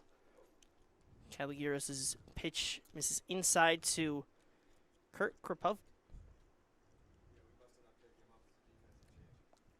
So 1-0 count. Now, Safashnik said that his aux was really good and that you guys would say he was the best. Do you agree with that mindset? Yeah. It's like he doesn't even have it on half the time. Most of the time we're just talking and there's no music, but when there is music, it's pretty good. Ooh, so seems like he buttered himself up a little bit there. A little bit. He's kind of known to do that. See, both of you guys pitched today. Pretty good outings for both of you, and despite it being a hot day, the offenses have been pretty cold so far, in part due to what both of you guys were able to do on the mound. Yeah, it was. I mean, we were just trying to execute pitches, get soft contact, and get out of the inning as quick as possible. So 1-2. You see him choking up on the bat with a 1-2 count. Chop it foul to the left side. And Mescal earlier this game was more animated than we've ever seen him before. Has he ever gotten that kind of animated or that much energy that you've seen from Mescal before? I haven't seen it before today, but I mean, I don't disagree with why he did. But I've never seen it before today. It was kind of nice to see it. 1-2 misses outside, and usually it's from the other manager of Tyler Kimmick that Kimmick's one of the more animated coaches you'll see, but Mescal always very calm, cool, and collected when he's out there at third base or in the dugout. 2-2 misses inside. What was it? What was the pitch for you that today you think was the best for you? Honestly, none of them really. I felt like I was kind of cutting my fastball, not on purpose, and the slider was iffy. So it was kind of on and off with all the pitches. Krabovka chops that to the pitcher of Caligiros, throws it over to first. That'll be the second out of the frame. It'll be John Busco take his at-bats. How you feel with the heat today? A lot of heat earlier, around like 3, but started this game half hour later. Yeah, we always get the dugout with the sun right in our face, so that doesn't help at all. But I mean, it's still very hot even with the sun gone. So with 2 down, Caligiros misses outside.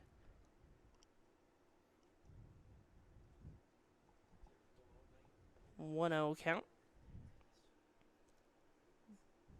A lot of shorter innings with the day, according at least what we were told, and was that told? I asked Safashnik this as well, but was that told directly to you that 1-2 innings? Safashnik said his limit was 1, ended up going a little longer. What was the same kind of notion of inning or 2? Yeah, it's just because there's no game for us on Saturday, so we kind of just wanted to get everybody some innings and just some work before we have a little bit of a break. It's grounded over to the right side for the final out of the frame. The Kings work another scoreless frame. We'll head to the top half of the 8th. When we return, Jason Hanfield back on the mound. When we return on Jersey Baseball Nation.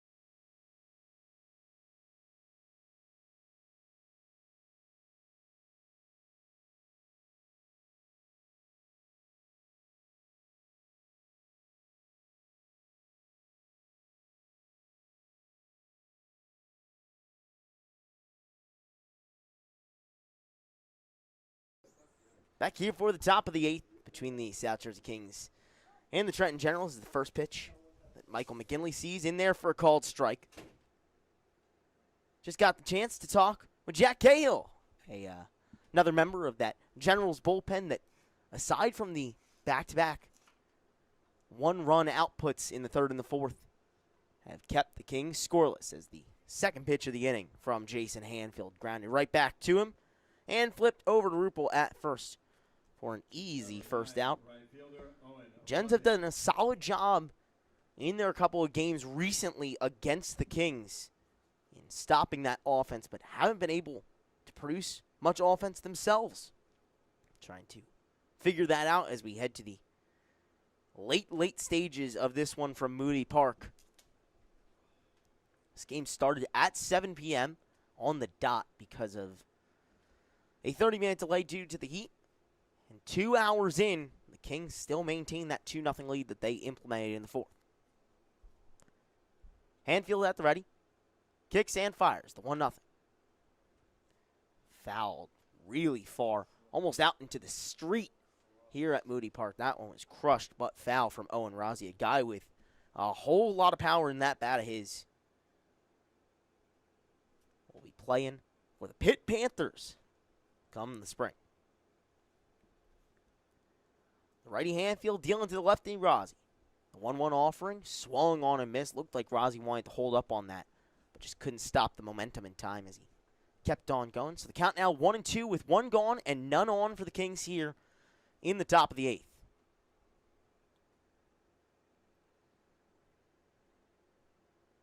One-two from Hanfield. Swung on, put into play, but foul. That one looked like it was going to stay fair, but took a sharp bounce off the bat that pushed it to the right. So we'll rewind and reset 1-2 once again. Kings donning those purple away jerseys, Gens in their white home unis. Hanfield at the ready. Comes home with the 1-2. That one upstairs. Out of all of the jerseys in the ECCBL, I think the Kings might be my favorite. Normally orange my favorite color, but those purple and white numbers on those jerseys, real nice. Just as Jeff mentioned, Northwestern style. I'm sure Mike Olshan will be happy to hear about that. One of those Northwestern style unis. Having to head back to the dugout after a called strike 3 from Jason Hanfield. Sits down Owen Rozzi. Number 31.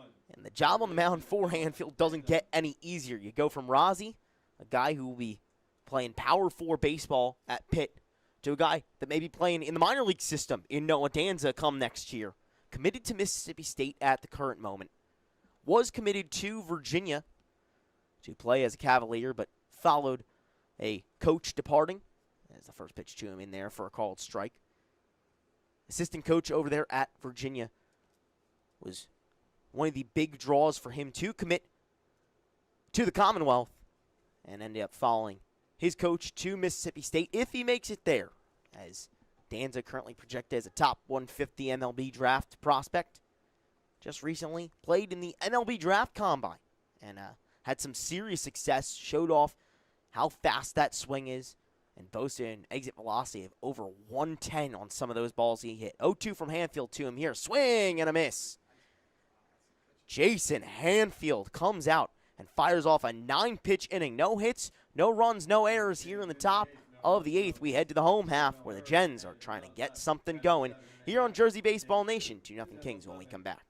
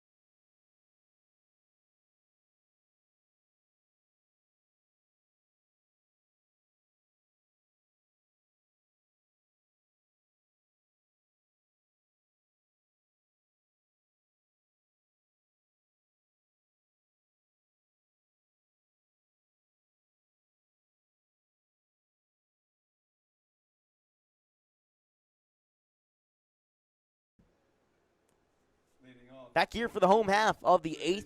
It's the South Jersey Kings 2-0 over the Trenton Generals, who come to the plate right now. Starting off, it's J.C. LaQuara. It'll be 7, 8, and 9 in Brady Meskill's lineup, coming up to the plate to face Aiden Emmerich as he fires the first pitch in there for a strike. Pitching change for the Kings. Now pitching number 24. Emmerich comes in to relieve Nick Kalagaros, who had a very strong day. 2 innings pitched, 18 pitches, 10 of them for strikes, no hits, no runs, no walks, no strikeouts. That one grounded into play, fired over to first in time. Nice play from Brett Jackson. Over there at second to scoop that one up and fired over there for the first out. And just good play overall in the field. You get a routine play. And Jackson's a guy we haven't seen as much here at Moody Park and came in as a substitute and does his job in the field. So Emmerich, one of the more reliable pitchers in this Kings lineup. Called strike. You know, 2-0 game here. 5 hits to 1. Not a crazy amount of offense. You wonder if maybe it went to some other game. And there's an absolute crazy game going on right now between Portugal and Croatia in the World Cup. That game, Portugal took the lead in extra time. And then Croatia scored the equalizer, so that game's tied at 2. 102nd minute. Maybe you go split screen. Throw some ECCBL baseball on the computer and have the World Cup up on your TV. Can't do too much wrong with that. For any Ronaldo fans, you have to be happy. He scored. He almost scored in regular play before it was called offside, and then eventually scored a goal. And that 2 goals for Croatia, 2 goals for Portugal, 2 runs for the Kings here. But Emmerich in a 1-2 count misses high. It's kind of crazy to think about. We're playing a summer baseball league here, and only 2 runs to show in this game. Look at the World Cup. There's four runs in that game. There were 3 goals in the first game when Spain beat Austria. So seems like a lot of the scoring on this hot day has gone to the pitch. Fielded to third and throw over by Danza, and it's made. Nice job over there at third, staying in control. On the move, throws it to first and gets the second out of the frame.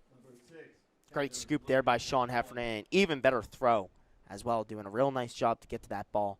And fired over there in time for the out. You know, when you're trying to do so many things, trying to track the ball coming to you, trying to pick it up, trying to fire it over in time, some things can get lost in that process.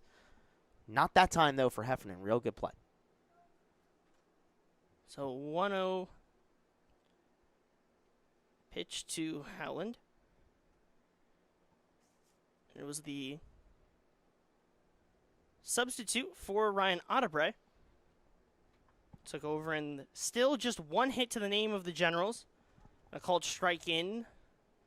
Emmerich, a guy who Coach Tyler Kimmick is very happy with, because when you look at his collegiate career, it's not as strong as you may have hoped at Sacred Heart, but still not a lot of reps there necessarily. But here in the ECCBL, been one of the more confident arms for Tyler Kimmick to turn to, and it's been really strong in every outing that we've seen.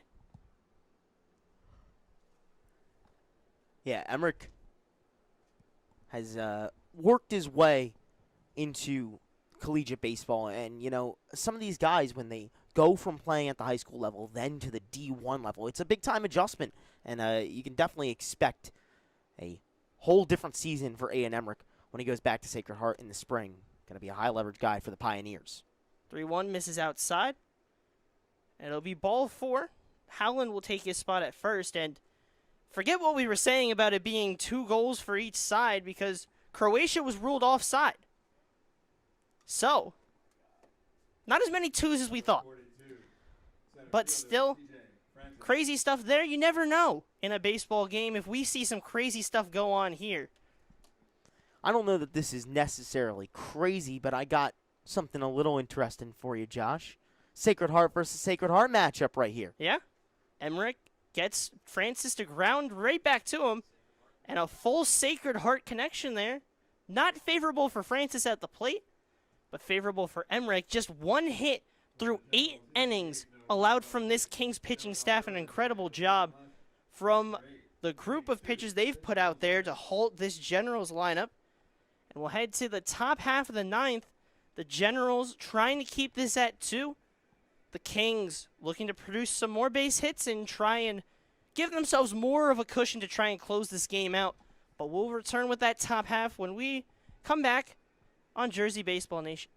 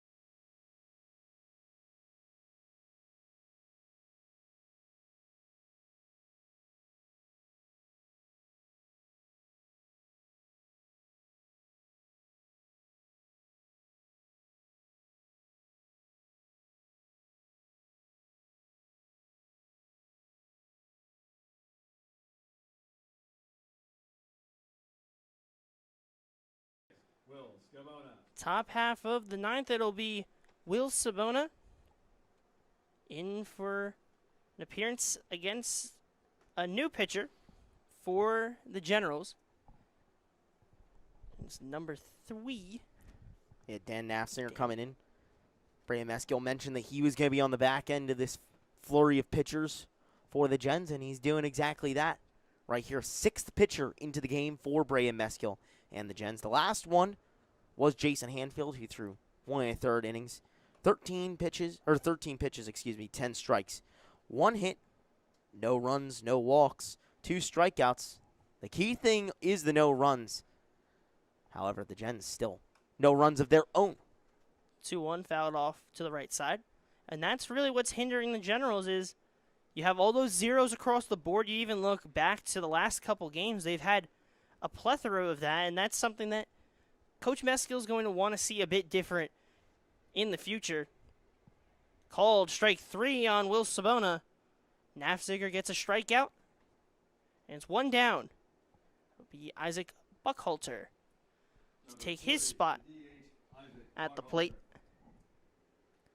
7th strikeout of the day for Generals pitching. They've done a nice job of getting through a very dangerous Kings lineup. Pitching hasn't been the problem. Pitching has been very strong from here, just no offensive output to show. Line to the right center gap for a base hit for Buckhalter. Francis Goodspeed cuts it off in the gap, and will hold it to a single. Hard hit on a line.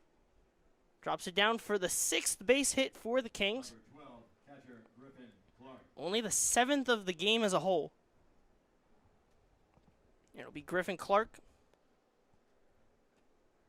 We'll step up with 1 down. First pitch misses. 1-0 the count. We knew coming into this game it was going to be a lot of new pitchers being used. Skied into center and caught by TJ Francis for the second out. We knew guys were going to go 1-2 innings. We were going to see about 4 to 5 guys come out to go on the mound. But you have to give credit to this staff, from the starter to each reliever coming in, to be able to get settled into this game and just cover the inning or two that you're assigned. Safochnik was originally told to go only 1. He ended up going a little bit past 2. Noah Hines came in, finished that inning and won a frame. And then you had Mioski come in, you had Hanfield come in, you have Nafziger come in. Every hand is on deck, and it's one of the rare times where, because there's no game on Saturday, really have that freedom to try and get guys in some innings. And also, you have more guys at your disposal, something that for a lot of the teams in this league, it's not always a luxury that you have. Yeah, you're spot on. So an 0-2 count on the right-handed hitter of Marco Christopher. Buckhalter on first after his single. But a 2-strike count. Nafziger delivers and fouled off to the right side.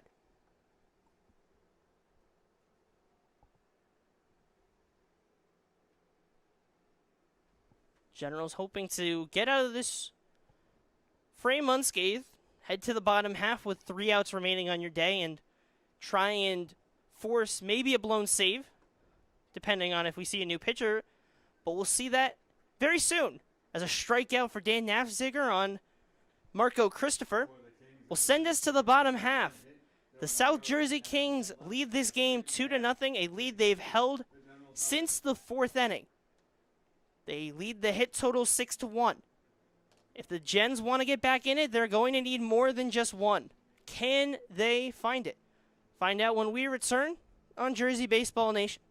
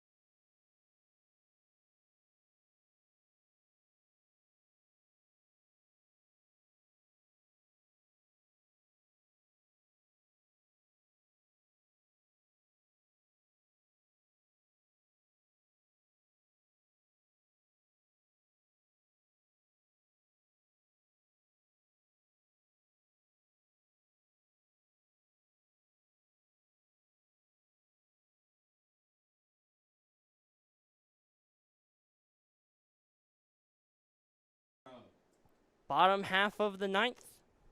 Andrew Forster will step on the mound looking for the save. The Kings lead this game 2-0. The Gens just 1 hit. It'll be 2-3-4 due up. Started by Chase Garrow. First pitch misses for a ball. They trailed 2-0. They only have 1 hit. But all it takes is 1 inning. Swing and a miss from Garrow. Forster comes in relief of Aiden Emmerich, who threw 1 inning, 13 pitches, 7 of them for strikes. No hits, no runs, 1 walk, no strikeouts. Swing and a miss from Garrow. He was early. 1-2 now. Forster, second in New Jersey, only by 1 in high school strikeouts. 124. Fouled back into the backstop. We've seen even in the ECCBL when he comes in, he has strong strikeout stuff. And already in a 1-2 count to Garrow.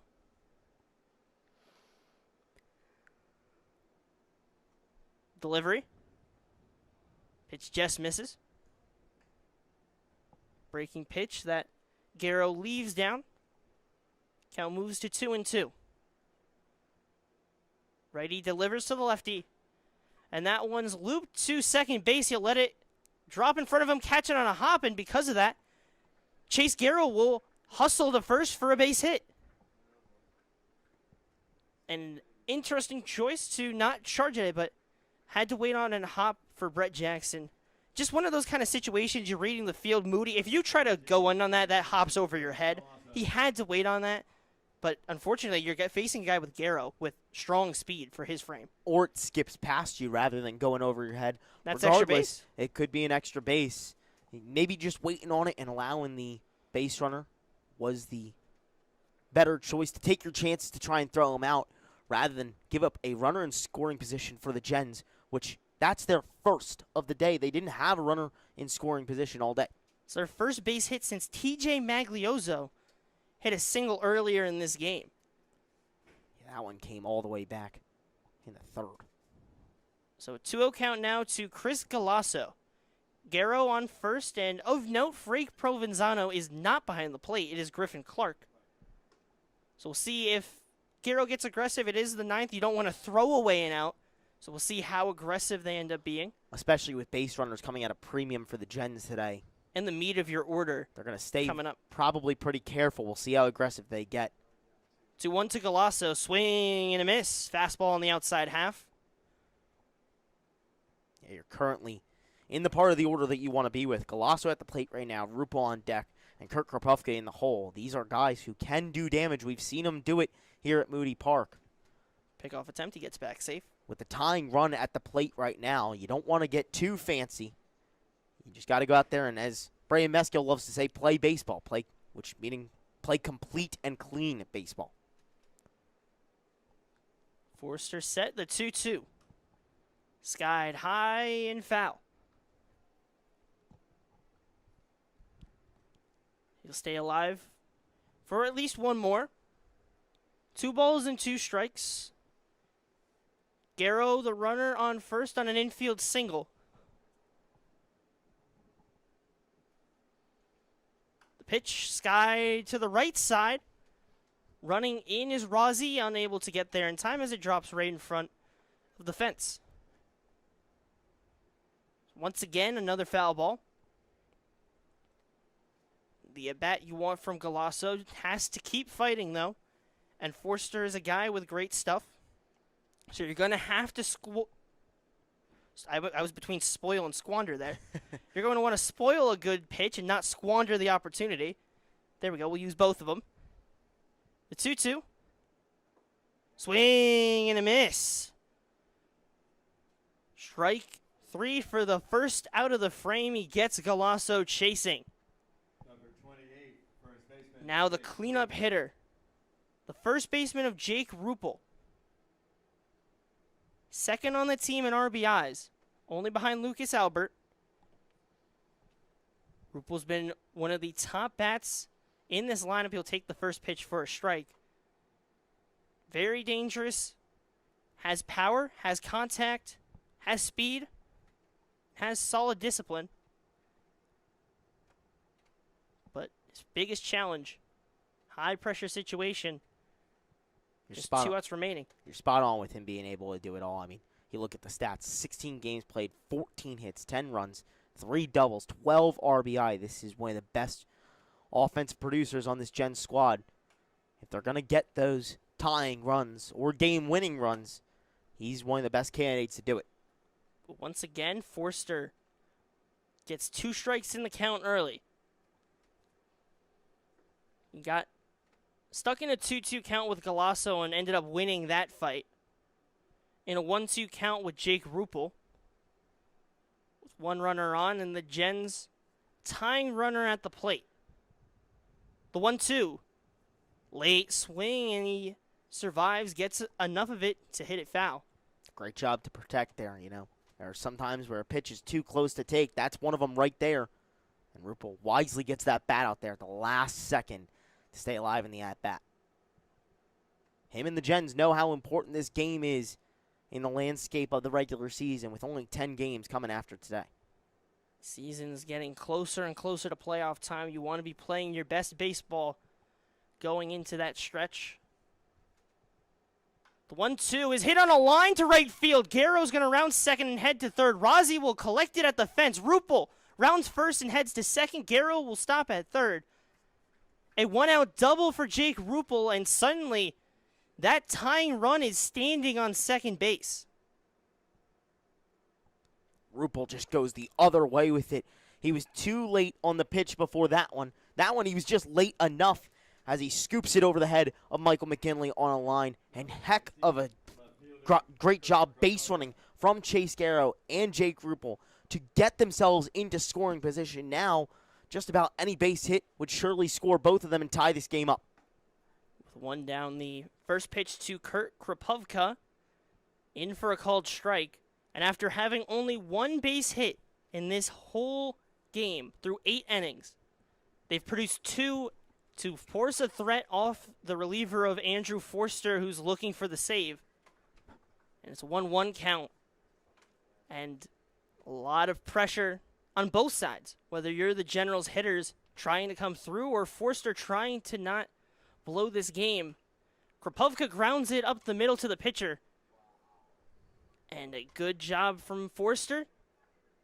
Gets the reflexes, looks down the runner at third, never had a chance to move, and gets the second out of the inning. That is a massive out, Josh. All the momentum feeling like it's in the Gens' favor with the 2 runners on in scoring position. And Andrew Forster able to put himself in a great position to make that play. It just bounces perfectly back to him just moments after he threw it and fires over to first. 2 outs here. He can feel the tension at Moody Park on a Thursday night. Now it falls onto the bat of John Busco. Runners on second and third with 2 down. Game-tying run of Jake Rupel stands on second, a swing and a miss on the 1-0. Game-tying run on second, the runner of Garrow in the grand scheme does not mean as much. Would bring it within 1. Busco, the game-winning run. Forster sets with the 1-1, misses in the dirt. 0 for 2 today with a walk.